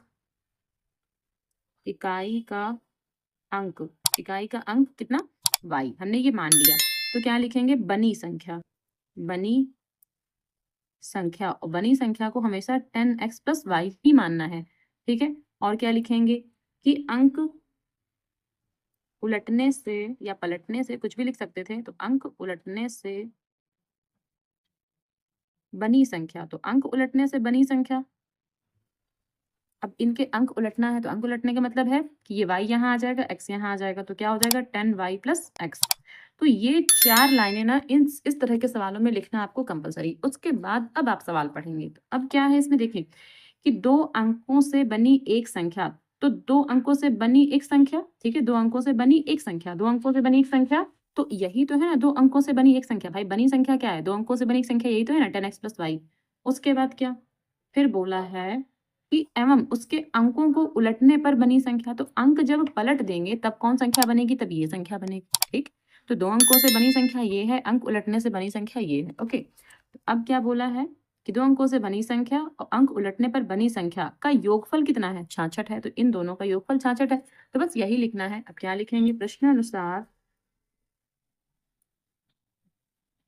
प्रश्नानुसार क्या 10x + y + 10y + x = क्या? 66। यहाँ 10x और यहाँ x तो मिलाकर कितने 11x हो जाएंगे, प्लस यहाँ y और यहाँ 10y मिलाकर के 11y और बराबर में कितना 66। अब इस पूरी समीकरण को, ठीक है, हम 11 से भाग कर देंगे तो यहाँ x बचेगा। भाई 11 से भाग करेंगे 11 × 1 = 11 तो सिर्फ x बचेगा। यहाँ भी 11 से भाग तो 11 × 1 = 11, यहाँ सिर्फ y बचेगा। और यहाँ कितना बचेगा? 6, 11 × 6 = 66 तो 6 बचेगा। तो इसको हम ना इक्वेशन नंबर 1 मान लेते हैं और यहाँ लिख भी देते हैं कि 11 से भाग करने पर, ठीक है, भाग करने पर, भाई हमने जो किया है वो यहाँ लिखेंगे भी कि हमने 11 से समीकरण को भाग किया, ओके? अब यहाँ क्या पुनः प्रश्नानुसार क्या बोला है ये भी लिख लेते हैं कि पुनः प्रश्नानुसार, और पुनः प्रश्नानुसार हमको क्या बोला है? देखिए इसमें क्या बोला है कि यदि संख्या के अंकों का अंतर 2 हो, तो संख्या के जो अंक थे उनका अंतर 2 है, ठीक है? तो देखिए यहाँ अंक कौन कौन से? इकाई का अंक है y और दहाई का अंक है x, तो संख्या के अंक ना यही है। अच्छा किस में से किसको घटाएंगे? क्या x से y को घटाएंगे, क्या y से x को घटाएंगे? तो याद रखिए हमेशा इकाई से दहाई को घटाएंगे जब भी हमें अंतर दिया होगा, पहले इकाई फिर दहाई, ठीक है? तो यहाँ लिखेंगे y - x = 2, ठीक है? समझ में आया कि y - x क्यों लिखेंगे? क्योंकि जब भी हमें अंतर दिया होगा तो पहले इकाई वाला अंक फिर दहाई वाला अंक लिखा जाता है, ठीक? तो y - x = 2। तो ये हो गई इक्वेशन नंबर 2, ठीक है? अब इन दोनों को सॉल्व करना है, नॉर्मली सॉल्व करना सभी लोग जानते हैं, ठीक है? तो कैसे लिखेंगे? अच्छा इसको ना ऐसे लिख सकते हैं, माइनस का x आगे कर लें, प्लस का y पीछे कर लें, = 2, ठीक है? तो इस समीकरण से इसको सॉल्व करेंगे। तो पहली समीकरण, दूसरी समीकरण, दोनों समीकरण को एक पास लिखेंगे। तो क्या x + y = 6 - x + y = 2। अब इसको सॉल्व करना है, नॉर्मली इसको प्लस कर रहे हैं, ये क्या हो जाएंगे 2y और यहाँ से कितना 8 हो जाएगा, तो y बराबर कितना 8/2, इसका मतलब 4। तो हम ये कह सकते हैं कि y की वैल्यू हमारे पास क्या आ रही? 4 आ रही, ठीक है? y की वैल्यू 4। अब किसी भी एक समीकरण में मान रख देंगे, तो क्या लिखेंगे कि समीकरण 1 से, समीकरण 1 हमारे पास क्या थी? x + y = 6। तो यहाँ x प्लस y का मान कितना 4 और बराबर 6, तो x + 6 और ये 4 यहाँ माइनस में आ जाएगा, तो x = 2, ठीक है? x का मान कितना 2 आ जाएगा। अब ये और ये अभी यहाँ पर हमें आंसर नहीं छोड़ना है, ठीक है? अभी यहाँ पर आंसर नहीं छोड़ना है। आंसर कहाँ? ये क्या लिखा है? बनी संख्या। अब बनी संख्या में आपको मान रखना है, उलटने वाली संख्या में मान नहीं रख देना, बनी संख्या में आपको मान रखना है, ठीक है? इसमें मान रखना है। तो क्या लिखेंगे? अब यहाँ हम लिखेंगे संख्या बराबर, संख्या बराबर क्या? 10x + y। तो यहाँ 10 × x, और x का मान 2 है, प्लस y का मान हमने 4 निकाला था, ठीक है? ये y का मान हमने 4 निकाल के रखा है। तो अब ये हो गया हमारे पास। अब क्या? यहाँ 20, भाई 10 दूनी 20 और ये 4, तो कितना हो गया? 24। तो यहाँ क्या आंसर आ जाएगा हमारा कि संख्या बराबर कितना? 24। ये आंसर आ जाएगा, ओके? इसी का ये क्वेश्चन नंबर 4 है कि 60 मीटर ऊंचे किसी भवन के शिखर से किसी मीनार के शिखर और पाद के अवनमन कोण क्रमशः 30 और 60 है। अच्छा इस क्वेश्चन को इतना पढ़ने से ये समझ में आया कि जो ये भवन है ये 60 मीटर का है और ये ऊंचा है, और जो ये मीनार है ये छोटी है। इस भवन से ये मीनार छोटी है, ये समझ में कैसे आया? क्योंकि मीनार के शिखर और पाद यानी कि मीनार का जो ऊपरी भाग होगा और मीनार का जो जमीन वाला भाग होगा, दोनों के ही अवनमन कोण दिए हैं। जब भी अवनमन कोण दिया होता है तो हम जहां से भी देखेंगे नीचे की ओर देखेंगे। तो मीनार भवन की अगर हम शिखर से देख रहे हैं तब भी अगर हम मीनार के अवनमन कोण देख रहे हैं, इसका मतलब क्या है कि जो वो मीनार है वो छोटी बनेगी, ठीक है? फिर क्या बोला है? मीनार की ऊंचाई ज्ञात करना है। चलिए तो लगाते हैं, सिंपल सा क्वेश्चन है। तो सबसे पहले यहाँ इसका चित्र बनाते हैं और ये मान लेते हैं ये कोई भवन है जो कि ऊंचा है और ये कोई मीनार है जो कि छोटी है। हम ये मानते हैं कि ये मीनार है, ये छोटी है। तो भवन तो ठीक है, मीनार अच्छा यहाँ पर लिख भी देते हैं कि ये मीनार है। ओके, और इसको मान लेते हैं ए बी, और इसको मानते हैं सी, और यहाँ क्या डी। ठीक है, तो मीनार छोटी है, भवन ऊंचा है, और ये है 60 मीटर, और इसको फिर एच मीटर मान लेते हैं क्योंकि इसकी ही तो ऊंचाई निकालना है, तो उसको एच मीटर मान लेते हैं। अब हमें अब दिया क्या है यहाँ समझिए कि 60 मीटर ऊंचे किसी भवन के शिखर से, हम कहाँ खड़े हैं, भवन के शिखर पर। ठीक है, भवन के शिखर से किसी मीनार के शिखर, तो मीनार का शिखर यहाँ है, और पाद के अवनमन कोण क्रमशः, पाद ये है, पैर ये है। ठीक है, तो अवनमन कोण क्रमशः, तो पहले अवनमन कोण इसका दिया है, क्रमशः बोला ना, तो पहले जो चीज बोली, पहले शिखर बोला तो शिखर का अवनमन कोण दिया है, तो ये कितना 30 का मतलब ये 30 रहा होगा। ठीक है, तब तो ये 30 हुआ होगा। और ये क्या है, ये है पाद, पाद का जो अवनमन कोण है वो 60 है, पाद मतलब पैर। ठीक है, तो ये 60 रहा होगा, तब तो ये 60 बनेगा यहाँ पर। ठीक है, तो ये हमको पता है। अच्छा, जब ये एच है तो इतना ये भी, तो फिर हम इसको एच ही तो बोलेंगे, और ये पूरी की पूरी तो ये 60 है, पूरी की पूरी 60 है क्योंकि ये भवन है। इतना हमने यहाँ एच माना है तो इसको भी तो एच ही मानेंगे, तो इतना कितना रह जाएगा, 60 में से एच घटा देंगे। ठीक है, 60 पूरे में से इतना घटा देंगे, 60 में से एच घटा देंगे, तो इतने पोर्शन का मान निकल आएगा। और इस पॉइंट को हम यहाँ ई पॉइंट मानते हैं, यहाँ हमने लिख दिया कि ये ई पॉइंट है। ठीक है, तो अब हमें जो जो चीजें इसमें पता है वो यहाँ लिखेंगे। तो सबसे पहले अच्छा इसको भी एक्स मान लेते हैं, एक्स, तो फिर ये पोर्शन भी तो एक्स ही हो जाएगा इतना, तो ये चित्र हमारा बन गया। अब यहाँ क्या लिखेंगे,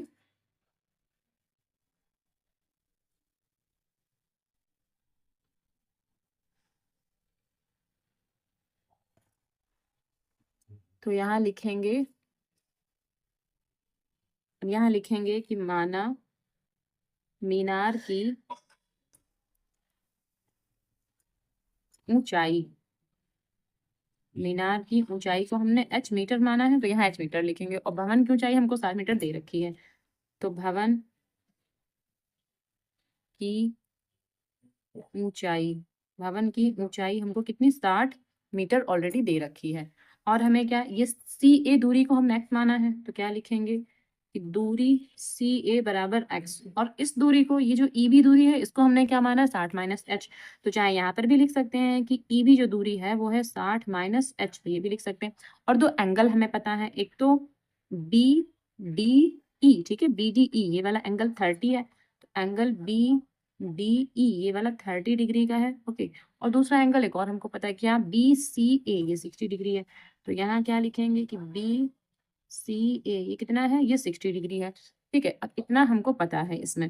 अब बस एंगल, तो पहले इस छोटे वाले एंगल की बात कर लेते हैं। तो सबसे पहले क्या लिखेंगे कि त्रिभुज, अब किस त्रिभुज में, तो बी डी ए में, तो बी डी ए में, बी डी ए में हम क्या देखेंगे कि tan 30 बराबर क्या, बी ई बटे डी ई। ठीक है, तो क्या लिखेंगे, tan 30 बराबर बी ई बटे में डी ई, ये लिखेंगे। और tan 30 की वैल्यू होती है 1/√3। बी ई, और बी ई का मान है 60 माइनस एच और बटे डी ई, भाई बी ई यही तो है, ये देखिए बी ई या फिर ई बी, बातें एक ही है। बी ई का मान 60 माइनस एच, और इसको हमने एक्स माना हुआ है। ठीक है, इसको हमने एक्स माना है, तो एक्स यहाँ पर लिख लेंगे। अब जो √3 है वो यहाँ आ जाएगा, और x यहाँ आ जाएगा, तो x यहाँ हो जाएगा, √3 यहाँ चला जाएगा, तो √3 ऐसे लिख देंगे, और यहाँ 60 माइनस एच, इसको इक्वेशन नंबर 1 मान लेते हैं। अब पुनः किस ट्राइंगल में, जो बड़ा वाला एक ट्राइंगल बन रहा है क्या, बी सी ए। ठीक है, तो अब क्या लिखेंगे कि पुनः किसमें, ट्राइंगल बी सी ए में, अब हम बी सी ए में ले रहे हैं, और बी सी ए में क्या, tan 60 बराबर बी ए बटे सी ए। ठीक है, तो क्या लिखेंगे कि tan 60 बराबर क्या, बी ए बटे में सी ए, ये लिख देंगे। और tan 60 की वैल्यू √3 होती है, और बी ए, अच्छा बी ए मतलब ये पूरा का पूरा भवन, तो बी ए तो 60 है, तो यहाँ पर 60 लिखेंगे। और सी ए कितना है, एक्स है, तो क्या लिखेंगे 60 बटे एक्स, एक्स यहाँ आ जाएगा और √3 यहाँ आ जाएगा, तो एक्स बराबर क्या हो जाएगा 60। ठीक है, और बटे में क्या, √3। अच्छा एक काम और करते हैं कि इसको ना √3 से ऊपर नीचे कर देते हैं मल्टीप्लाई, तो जब ऊपर नीचे मल्टीप्लाई कर देंगे तो यहाँ 60 √3 तो ऐसे लिखा रहेगा, √3 मिला के 3 हो जाएंगे। तो यहाँ से 3 एकम 3 और 3 दूनी 6, यानी कि x का मान तो आ रहा है 20√3, लेकिन हमें x से तो कोई मतलब नहीं है। ठीक है, जो ये x का मान आया है, ठीक है, जो ये x का मान हमारा आया है, ये कहाँ, समीकरण 1 में रखेंगे, इसको मान लेते हैं समीकरण 2। तो अब क्या लिखेंगे यहाँ पर, समीकरण 1 में x बराबर 20√3 रखने पर तो समीकरण 1 हमारे पास क्या है? समीकरण 1 है x बराबर √3 60 माइनस h। तो x का मान क्या रखेंगे? 20√3। तो यहाँ पर क्या लिखेंगे? 20√3। ठीक है, और बराबर में क्या? √3। तो यहाँ 60 माइनस h। अच्छा, √3 से √3 तो ये कैंसिल हो रहा है। ठीक है, यहाँ पर भी मल्टीप्लाई में, यहाँ पर मल्टीप्लाई में, दोनों कैंसिल हो गए। तो बचेगा क्या? अब इस तरफ लिखते हैं। क्या बचा? 20 बराबर 60 माइनस h। ठीक है भाई, √3 तो कैंसिल हो चुका है। तो यहाँ से क्या आ जाएगा? ये जो h है इसको इस तरफ ले आते हैं तो ये पॉजिटिव हो जाएगा। 60 20 वहां ले जाते हैं तो माइनस का हो जाएगा, 20 हो जाएगा। ठीक है, h बराबर कितना? 40। अब बस आ गई जो हमें निकालना था, क्या? मीनार की ऊंचाई। तो निकल के आ गई क्या? 40 मीटर। तो लिख देंगे मीनार की ऊंचाई h बराबर 40 मीटर। ये आंसर हो जाएगा। ठीक है, अब ये 4 का अथवा पार्ट है कि एक चिड़िया 80 मीटर ऊंचे पेड़ पर बैठी है। तो जो पेड़ है वो 80 मीटर ऊंचा है, वहां चिड़िया बैठी है। पृथ्वी तल के किसी एक बिंदु से चिड़िया का उन्नयन कोण 45 है। तो चिड़िया का उन्नयन कोण 45 है, वो पृथ्वी तल के किसी एक बिंदु से लेना है। चिड़िया क्षैतिज दिशा में इस प्रकार उड़ती है कि उसकी पृथ्वी तल से ऊंचाई समान रहे। यानी कि उड़ती है तो उसकी जो ऊंचाई है वो समान रहती है। 2 सेकंड बाद उसी बिंदु से, यानी कि जहां से 45 था उसी पॉइंट से, उसी बिंदु से चिड़िया का जो उन्नयन कोण है वो 30 हो जाता है। यानी कि चिड़िया थोड़ी आगे उड़ के जाएगी। ओके, तो चिड़िया के उड़ने की चाल ज्ञात कीजिए। यानी कि उस समय जो वो उड़ी है 2 सेकंड के लिए, उसकी चाल हमें ज्ञात करना है कि क्या चाल थी उसकी। ठीक, तो थ्री का मान है 1.732, यानी कि √3 का मान है 1.732। तो पहले चित्र बनाते हैं। तो सबसे पहले क्या? चिड़िया जो है 80 मीटर ऊंचे पेड़ पर बैठी, तो पहले पेड़ 80 मीटर ऊंचा बनाते हैं और क्या? पृथ्वी तल से एक बिंदु लेते हैं जो कि 45 है। ओके, तो पहले इतना बनाते हैं। यहाँ पर हम ये मान लेते हैं कि ये कोई पेड़ है जो कि 80 मीटर ऊंचा है, इसको ए बी नाम दे देते हैं। ठीक है, और यहाँ पर कहीं चिड़िया बैठी है, ऊपर ऊंचाई पर। ठीक है, यहाँ कहीं चिड़िया बैठी है, यहाँ कहीं पर चिड़िया बैठी होगी। ओके, अब यहाँ से हम मानते हैं कि ये 45 के, यहाँ 45 नहीं। ओके, एक मिनट, यहाँ 45 लिखना था। यहाँ 45 के उन्नयन के कोण पर, अगर पृथ्वी से देखें तो 45 के उन्नयन के कोण पर बैठी है। ठीक, और इस बिंदु को हम ना बी नाम दे देते हैं। नहीं, बी तो हम दे चुके हैं, इसको सी नाम देते हैं। भाई बी तो ये हो गया, तो इसको सी नाम देते हैं। ओके, अच्छा, एक तो ये हो गया। दूसरा इन्होंने कहा है कि ऊंचाई, एक मिनट, अब बोला है चिड़िया क्षैतिज दिशा में इस प्रकार उड़ती है। तो इस प्रकार उड़ेगी कि पृथ्वी तल से ऊंचाई समान रहे और 2 सेकंड बाद उसी बिंदु से चिड़िया का उन्नयन कोण 30 हो जाता है। अब समझने वाली बात ये है कि चिड़िया इस तरफ उड़ेगी या इस तरफ उड़ेगी। तो जब कोण उन्होंने 30 बोला है, जब कोण घटता है, ठीक है, अगर उसी बिंदु से हमें कोण घटाना है, इसी बिंदु से घटाना है, तो चिड़िया इस तरफ जाएगी, तब कोण घटेगा। और अगर हम इस तरफ ले आएंगे इसी बिंदु से, तो कोण बढ़ेगा। तो कोण तो हमें घटा के दिया है ना, यहाँ 45 में कोण घटा के दिया है, इसका मतलब चिड़िया इस तरफ उड़ी होगी। ये हमें सोचना है, समझना है। ओके, तो इसलिए चिड़िया इस तरफ उड़ी होगी, मान लीजिए इतना। और ये फिर से जो इसकी ऊंचाई है ना, ये फिर से समान है, फिर से 80 मीटर ही रहेगी इसकी ऊंचाई। तो चिड़िया अब उड़ के यहाँ पे आ गई, पहले यहाँ थी अब यहाँ पे आ गई। ठीक, तो यहाँ से जो इसका ये वाला एंगल बनेगा, ये बनेगा 30 डिग्री का। ठीक है, तो इस तरफ नहीं उड़ेगी। क्यों? क्योंकि इस तरफ अगर हम उड़ाना चाहते हैं तो एंगल हमारा यहाँ आके बढ़ता है। अगर इस तरफ चलेंगे तो एंगल बढ़ेगा, उसी बिंदु से एंगल बढ़ जाएगा। लेकिन पीछे की ओर जाएंगे तभी एंगल ये घटेगा। ठीक, तो ये हो गया 30 डिग्री। अब यहाँ से यहाँ तक की जो जो समय दे रखा है वो क्या दिया है? 2 सेकंड का दे रखा है, 2 सेकंड। अच्छा, एक चीज और, यहाँ पर हम मान लेते हैं ए बी हो गया, ये सी हो गया, इसको डी और इस पॉइंट को ई। ठीक है, अब कोई पॉइंट कहाँ पर काम आएगा, ठीक है, वो बाद में देखेंगे। ये भी 80 मीटर है, 8 नहीं 80 लिखना था मुझे। ओके, तो अच्छा, इसकी दूरी भी हमको नहीं पता, तो हम इतनी दूरी को मान लेते हैं कि ये y है और इतनी दूरी को हम मान लेते हैं कि ये x है, और इस पॉइंट का नाम देते हैं f। ठीक है, इस पॉइंट को हमने f नाम दे दिया। ओके, तो अब इसमें 2 ट्राइंगल बन रहे हैं। एक तो ये वाला ट्राइंगल बन रहा है इतना, और एक ये वाला ट्राइंगल बन रहा है ये इतना। ठीक, तो 2 ट्राइंगल से अलग अलग लिखेंगे। वैसे पहले लिखते हैं कि इसमें हमें क्या क्या दे रखा है। तो क्या लिखेंगे कि पेड़ की ऊंचाई, पेड़ की ऊंचाई बराबर क्या? 80 मीटर, ये हमको दे रखा है। अच्छा, एक चीज और, इसमें हमें क्या ज्ञात करना था? इसमें हमें चिड़िया की चाल ज्ञात करनी थी। ठीक है भाई, ये ज्ञात करना था कि 2 सेकंड के बाद चिड़िया का जो उन्नयन कोण 30 हो जाता है, तो चिड़िया के उड़ने की चाल ज्ञात कीजिए। तो माना, यहाँ पर लिख भी लेते हैं कि माना चिड़िया की चाल बराबर, चिड़िया की चाल को हम मानते हैं, ये तो हमने दूरी मान लिया है, तो चाल को हम लोग मान लेते हैं v, ठीक है, v मीटर पर सेकंड, हम चिड़िया की चाल को v मान लेते हैं, v मीटर पर सेकंड। और जो ये f से लेकर d तक की दूरी है वो x हमने माना है, और जो c से लेकर f तक की दूरी उसको y माना है। तो यहाँ पर जो जो माना है वो भी लिख लेंगे। दूरी हमने क्या माना है, cf दूरी को हमने y माना है, और दूसरा fd दूरी को हमने x माना है, ये वाला, ठीक है।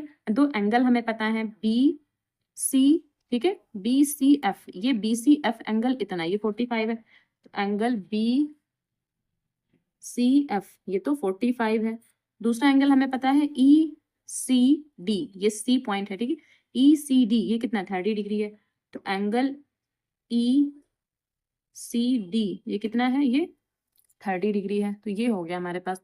अब सबसे पहले इस वाले ट्राइंगल में लेते हैं, ठीक है, इस ट्राइंगल में तो क्या लिखेंगे कि त्रिभुज BCF में, ठीक है, त्रिभुज BCF में, BCF में हम जानते हैं कि tan 45 बराबर DF अपॉन CF, तो क्या लिखेंगे कि tan 45 बराबर DF अपॉन में क्या CF, tan 45 का मान 1 होता है, BF कितना है, ये देखिए BF 80 है, तो यहाँ 80 और बटे CF, और CF कितना है, ये हमने y माना है, तो बटे y यहाँ चला जाएगा, तो y बराबर 80, यानी कि y का मान 80, ये इक्वेशन नंबर 1।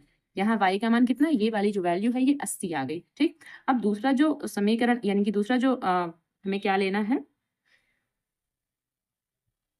अब दूसरा जो त्रिभुज लेना है वो क्या है, ECD, ठीक है, तो क्या लिखेंगे पुनः त्रिभुज ECD में, और ECD में हम क्या देखेंगे कि tan 30 बराबर ED बटे CD, ठीक है, tan 30 बराबर ED और बटे में CD, तो यही लिखेंगे क्या कि tan 30 बराबर ED बटे में क्या CD, और tan 30 की वैल्यू 1/√3 होती है, और जो ED है, ED की वैल्यू कितनी है, ये 80 है, ED की वैल्यू 80 है, और CD हमारा कितना हो जाएगा, CD पूरा y प्लस x, यहाँ x माना इस दूरी को हमने, तो y प्लस x, ठीक है। तो यहाँ क्या लिखेंगे, पहले तो ED लिखते हैं, ED कितना 80 है, और CD कितना है y प्लस x, और y की वैल्यू हम जानते हैं 80 है, तो 80 यहाँ पर पुट कर देंगे, पर बाद में, पहले यहाँ इसकी तिर्यक गुणा करवा देते हैं, इसकी इससे, तो यहाँ क्या y प्लस x, और यहाँ क्या 80√3, ठीक है, 80√3। अब यहाँ से x बराबर क्या हो जाएगा 80√3, और जो ये y है यहाँ माइनस में आ जाएगा, तो x बराबर 80√3, और y का मान यहाँ रख देंगे 80, ठीक है, ये समीकरण 1 में y का मान 80 निकाला था हमने, तो यहाँ लिखेंगे भी कि समीकरण 1 से, ठीक है, ये 80 कहाँ से आया, समीकरण 1 से, तो यहाँ x बराबर इन दोनों से 80 कॉमन ले लेंगे, तो यहाँ क्या √3 और ये माइनस का 1, ठीक, √3 - 1। अब x बराबर 80, और यहाँ पर क्या √3 की वैल्यू रख देंगे, √3 की वैल्यू 1.732, क्योंकि हमें क्वेश्चन में दे रखा है कि √3 की वैल्यू 1.732 है, -1। अब यहाँ पर चाहे तो हम नोट भी कर सकते हैं कि √3 की वैल्यू हमको दे रखी है 1.732, ठीक। अब यहाँ पर क्या लिखेंगे, x बराबर 80 गुणे, और यहाँ पर क्या करेंगे 1.732 से 1 घटाएंगे, तो क्या आएगा 0.732, ठीक है। अच्छा, अब चाहे तो इनकी गुणा कर ले या फिर गुणा बाद में करेंगे, अभी गुणा नहीं करेंगे, अभी हम यहीं पर छोड़ देते हैं। अब हमें क्या, ये तो दूरी आ गई ना, ये तो क्या आ गई हमारी दूरी, ठीक, ये इसकी इतनी की दूरी आ गई, और यहाँ जो ये समय है, समय क्या है 2 सेकंड है। जब हमें समय पता है, दूरी पता है, तो चाल आराम से निकाल सकते हैं। तो हमें ये दूरी हो गई, हमें समय कितना दिया हुआ है, समय दे रखा है 2 सेकंड, ठीक है। तो जो हमने चाल मानी थी, तो क्या लिखेंगे कि चिड़िया की चाल बराबर क्या हो जाता है, दूरी बटे में क्या समय। अच्छा, दूरी कितनी है, दूरी तो ये है पूरी की पूरी लिख लेंगे, अब बटे में कितना 2, क्योंकि 2 सेकंड दे रखा है, तो यहाँ पर 2 लिखेंगे, 2 से कट कर देंगे, यहाँ 40 आ जाएगा। अब बस 40 किससे गुणा कर लेंगे, तो जब 40 किससे गुणा करेंगे तो 0 तो पहले ऐसे ही लिख देंगे, ठीक है, 0 तो पहले ऐसे लिख देंगे। अब 4 की 2 से 8, 4 तियाँ 12, और 4 सत्ते 28, 1 29, तो यहाँ 1 2 3, तो यहाँ से 1 2 3 पॉइंट यहाँ लगेगा क्या 29.28, तो क्या लिखेंगे कि चिड़िया की चाल बराबर 29.28 मीटर पर सेकेंड। ठीक, ये आंसर हो जाएगा। ओके, अब ये क्वेश्चन नंबर 5 है कि धातु के एक ठोस गोले को पिघलाकर जिसकी त्रिज्या 10.5 सेंटीमीटर है, यानी कि गोले को पिघलाया गया है और जो जो वो गोला है ना उसकी त्रिज्या है 10.5 सेंटीमीटर, छोटे ठोस शंकुओं में दोबारा ढाला गया, यानी कि पिघला करके शंकु बनाया गया और छोटे छोटे शंकु बनाए गए हैं। ठीक है, छोटे छोटे शंकु बनाए गए हैं जिसमें से प्रत्येक की त्रिज्या 3.5 सेंटीमीटर है और ऊंचाई 3 सेंटीमीटर है, यानी कि शंकु की त्रिज्या 3.5 है, ऊंचाई 3 है। इस प्रकार कुल कितने शंकु बनेंगे, हमें बताना है कि शंकुओं की संख्या कितनी होगी, कितने शंकु बन जाएंगे। ठीक है, तो अच्छा, इसमें चित्र बनाने की जरूरत नहीं है, हम डायरेक्टली इसको कर देंगे, सवाल सॉल्व करेंगे। क्या कि गोले की त्रिज्या में दे रखा है, गोले की त्रिज्या, तो गोले की त्रिज्या हमें क्या दे रखा है, 3.5 सेंटीमीटर। अच्छा, एक चीज और लिख लेते हैं, इसको लिखने से पहले एक चीज और लिखते हैं कि माना शंकुओं की संख्या, यही तो पूछा था कितने शंकु बनेंगे, तो शंकुओं की संख्या बराबर n, मान लेते हैं n शंकु बनेंगे हमारे पास। तो गोले की त्रिज्या हो गई, अब शंकु की त्रिज्या, तो अच्छा गोले की त्रिज्या को ना r1 मानते हैं क्योंकि शंकु की त्रिज्या भी तो है यहाँ पर। तो शंकु की त्रिज्या, तो शंकु की त्रिज्या बराबर कितनी है, ये गोले की त्रिज्या शायद मैंने गलत लिखा है यहाँ पर, क्योंकि गोले की त्रिज्या हमें दे रखी है 10.5 और शंकु की त्रिज्या r2, शंकु की त्रिज्या को r2 मानते हैं। ठीक है, r2 और वो हमको दे रखा है 3.5 सेंटीमीटर। और जो इसकी ऊंचाई है, यानी कि शंकु की जो ऊंचाई दे रखी है हमें, शंकु की ऊंचाई, शंकु की ऊंचाई h हमको दे रखा है 3 सेंटीमीटर, शंकु की ऊंचाई h 3 सेंटीमीटर हमको दे रखा है। ठीक, अब बोला क्या है कि जब गोले को पिघलाएंगे तो क्या शंकु बनेगा, इसका मतलब शंकु का आयतन गोले के आयतन के बराबर हो जाएगा। ठीक है, तो क्या लिखेंगे, प्रश्नानुसार, प्रश्नानुसार और किसके n गुणे, क्योंकि n शंकु बनेंगे ना, तो n गुणे शंकु का आयतन, शंकु का आयतन, n गुणे शंकु का आयतन और बराबर में क्या, गोले का आयतन, गोले का आयतन। ठीक है, गोले का आयतन। अब n गुणे और शंकु का आयतन होता है 1/3 पाई आर स्क्वायर h, लेकिन शंकु के लिए हमने r क्या माना है, शंकु की त्रिज्या को हमने r2 माना है, तो यहाँ r2 लिखेंगे। ठीक, और गोले का जो आयतन होता है वो होता है 4/3 पाई आर क्यूब, लेकिन जो ये गोला है उसकी त्रिज्या को हमने r1 माना है, इसलिए यहाँ पर क्या लिखेंगे, r1 लिखेंगे। ठीक है, अब इसको सॉल्व करेंगे। अच्छा, सॉल्व करने से पहले जो जो कैंसिल हो रहा है वो कैंसिल करेंगे, तो यहाँ से पाई कैंसिल, 3 से 3 भी कैंसिल हो रहा है। ठीक है, और कुछ हो नहीं रहा, तो n गुणे हमारे पास क्या बचा, यहाँ r2 का स्क्वायर और h बचा, और यहाँ से क्या बचा, 4 गुणे r1 का स्क्वायर और 3 बचा, इतना बचा हमारे पास। ठीक, तो n का तो मान हमें ज्ञात ही करना है, बाकी सबकी वैल्यू पुट करनी है। तो r2 का मान कितना है, r2 ये है, r2 का मान 3.5 है, तो यहाँ क्या लिखेंगे, 3.5 गुणे 3.5, 2 बार लिख देंगे सीधे। ठीक है, क्योंकि स्क्वायर है 2 बार लिख सकते हैं। h का मान हमें 3 दे रखा है, बराबर यहाँ 4 लिख देंगे, और r1 का मान कितना है, r1 का मान 10.5 है, तो यहाँ इसको भी 3 बार लिख देंगे, क्या 10.5 गुणे 10.5 गुणे 10.5। ठीक है, 3 बार हमने इसको भी लिख लिया। अब n बराबर क्या, ये जो ये संख्या यहाँ लिखी हुई है ना, ये सारी की सारी संख्या इसके बढ़ने में चली जाएगी, तो क्या लिखेंगे, 4 गुणे 10.5 गुणे 10.5 गुणे 10.5 बटे में क्या 3.5 गुणे 3.5 गुणे में 3, बस अब इसको कट करना है हमको, सिंपल सवाल है हमारा। तो ये देखिए, पॉइंट से पहले पॉइंट हटा लीजिए, यहाँ पॉइंट से पॉइंट। ठीक, अब 35 एकम 35 और 35 तियां 105 होता है भाई, 35 की 3 से गुणा करेंगे 105 आएगा। सेम वही 35 एकम 35 और 35 तियां 105, ये भी कट हो गया। अब 3 से ये 3 भी कैंसिल हो गया। ठीक है, अब नीचे तो कुछ बचा नहीं, नीचे कोई चीज नहीं बची कट करने के लिए, सारे कट हो चुके। तो क्या बचा यहाँ से, 4 गुणे ये 3 बचा, और ये क्या बचा, 10.5 बचा।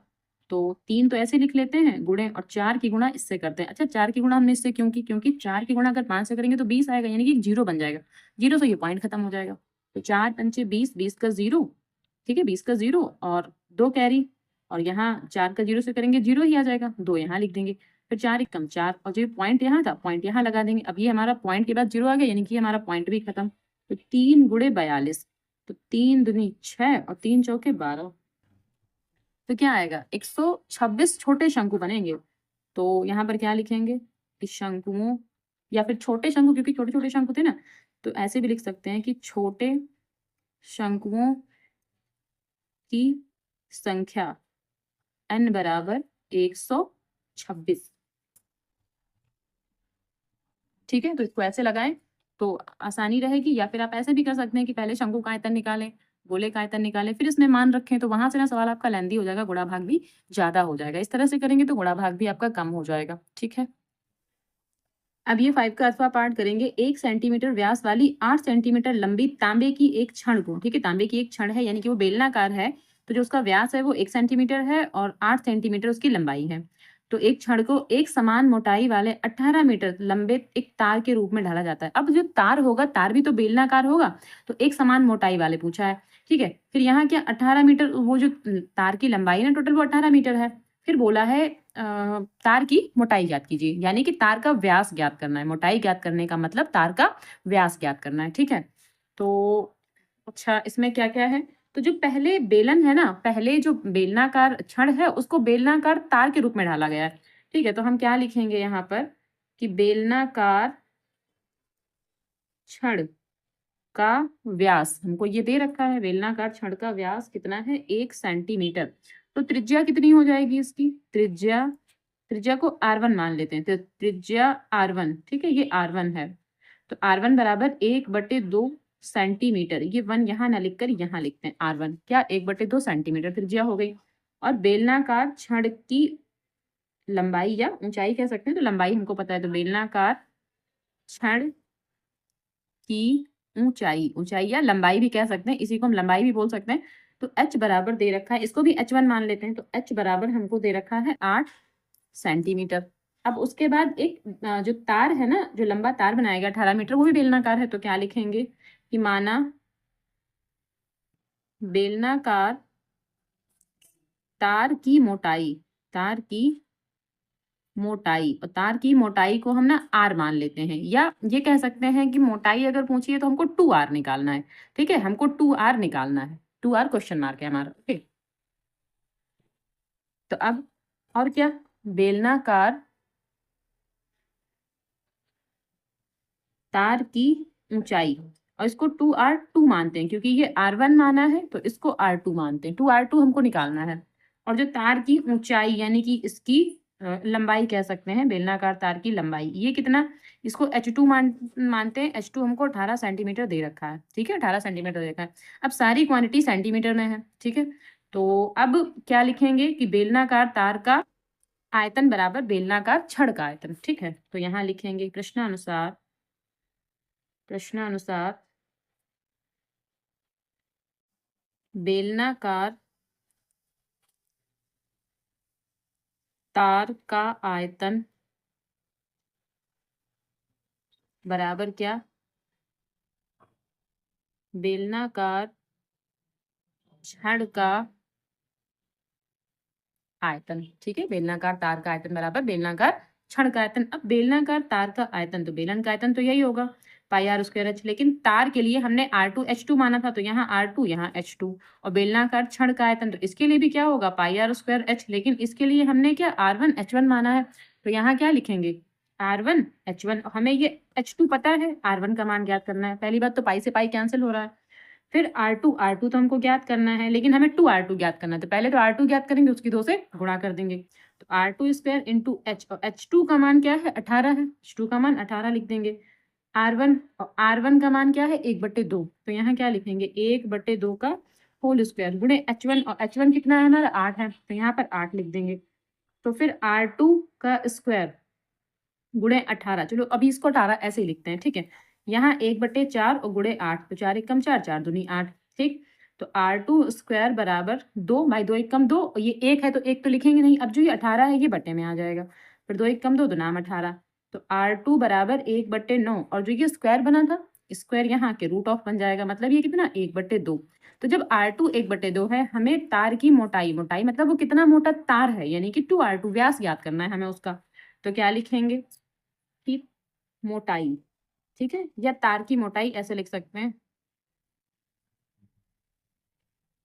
तार की मोटाई, तार की मोटाई R2, 2R2 क्या हो जाएगा 2 गुणे, और R2 ये है तो यहाँ 1/3, तो कितना हो जाएगा 2/3, 3 सेंटीमीटर। या तो आंसर यहाँ छोड़ेंगे, अगर आंसर यहाँ नहीं छोड़ेंगे तो इसको 2 से भाग कर देंगे। भाई जब सभी क्वांटिटी सेंटीमीटर में तो ये भी सेंटीमीटर में आएगा, ठीक? तो उसे इसको भाग कर देंगे तो 0 पॉइंट लगाएंगे। अब 0 बढ़ाएंगे तो 20 हो जाएगा। 2 तिछाक 18, फिर तिछाक 18, तो ये 666 ऐसे चलता चला जाएगा। तो ये हम कह सकते हैं इसका आंसर 0.67 सेंटीमीटर, ये आंसर आएगा, ठीक है? क्योंकि एक अंक यहाँ ज्यादा है तो इसमें 5 या 5 से बड़ी संख्या है ना, तो एक अंक यहाँ बढ़ा लेते हैं, तो यानी कि 0.667 या फिर 67 सेंटीमीटर। अच्छा, इसका आंसर हम ऐसे भी लिख सकते हैं कि 0.66 ऐसे भी लिखा जा सकता है। वैसे ये आंसर ज्यादा सही है, ठीक? तो ये आंसर अच्छा, इसका जो आंसर आ रहा है, अब देखिए इसमें जो आंसर दिया है ये अथवा वाले का 0.66 मिलीमीटर। अच्छा, मिलीमीटर तो ये बिल्कुल गलत है। क्यों? क्योंकि जब सारी की सारी क्वांटिटी हमारी सेंटीमीटर में आ रही तो ये भी तो सेंटीमीटर में आएगा। तो आंसर ये सही है, मिलीमीटर में नहीं लिखना है आपको, वो गलत दे रखा है, ठीक? तो यहाँ हम जो फाइनल आंसर है यहाँ साइड में लिख लेते हैं कि तार की मोटाई बराबर क्या? 0.6। अब यहाँ पर 6 दिया, लेकिन आप 6 7 लिखिए, मोर बेटर है, ठीक है? तो ये आंसर हो जाएगा। अच्छा, ये क्वेश्चन ना, अच्छा यहाँ सेंटीमीटर लिखेंगे। पहले तो ये देखो कि यहाँ हम सेंटीमीटर लिखना है हमको। अब ये क्वेश्चन मुझे लगता है मैंने ये क्वेश्चन लगवाया है पीछे किसी एक सेट में लगा हुआ है, तो वहां पर उसका आंसर क्या आ रहा है वहां पर भी चेक कर लेते हैं एक बार। ये देखिए यहाँ लगा हुआ है, ये यहाँ लगा हुआ है, और ये क्या है, ये कौन सा सेट है? ये हमारा सेट 5 है, ठीक है? सेट 5 जेड सेट है। उसमें अगर आप देखेंगे तो ये क्वेश्चन लगा है। खंड बा में जाइएगा और खंड बा में यहाँ देखिए ये लगा हुआ है, अड़ा वाला पार्ट है इसका। क्या सेम वही क्वेश्चन है, यहाँ पर भी सेम वही छड़ की मोटाई पूछा है हमको, ठीक है? तो यहाँ देखिए, अच्छा ये क्वेश्चन यहाँ 2 नंबर में दिया हुआ है, ठीक? और यहाँ हमें इसी क्वेश्चन को हमको यहाँ 6 नंबर में दिया हुआ है, ठीक है? तो इसका आंसर यहाँ देखते हैं क्या है। इसका जो आंसर है ये खंड बा का पहले का ही है, ये अड़ा वाला पार्ट। अब इसमें यहाँ आंसर ही गलत दे रखा है, 1/3 सेंटीमीटर। यहाँ इन्होंने सिर्फ त्रिज्या निकाली है। भाई हमने त्रिज्या निकाली थी R2, तो R2 क्या आया था? 1/3 आया था, तो 1/3 दे रखा है। जबकि हमें तो मोटाई पूछी थी, मोटाई मतलब व्यास पूछा था। 2/3 आंसर, ये आंसर देना चाहिए था कि 2/3 सेंटीमीटर, या फिर ये आंसर लिख देते कि 666 सेंटीमीटर या फिर 0.67 सेंटीमीटर। तो आंसर तो सेंटीमीटर में ही आएगा। क्यों? क्योंकि सारी जो क्वांटिटीज हैं वो सेंटीमीटर में है, तो फिर ये भी सेंटीमीटर में आएगा। और यहाँ भी देखिए सेंटीमीटर में ही आंसर दे रखा है, ठीक है? तो ये पार्ट 2 मैंने इसको कंप्लीट कर दिया है। अब इसके बाद मैं आपको सेट 3 समझा दूंगी, ठीक है? सेट 4 भी मैंने कंप्लीट हो गया मेरा, तो इसके बाद मैं आपको ये जो ये सेट 3 है, फिर मैं आपको सेट 3 समझा दूंगी।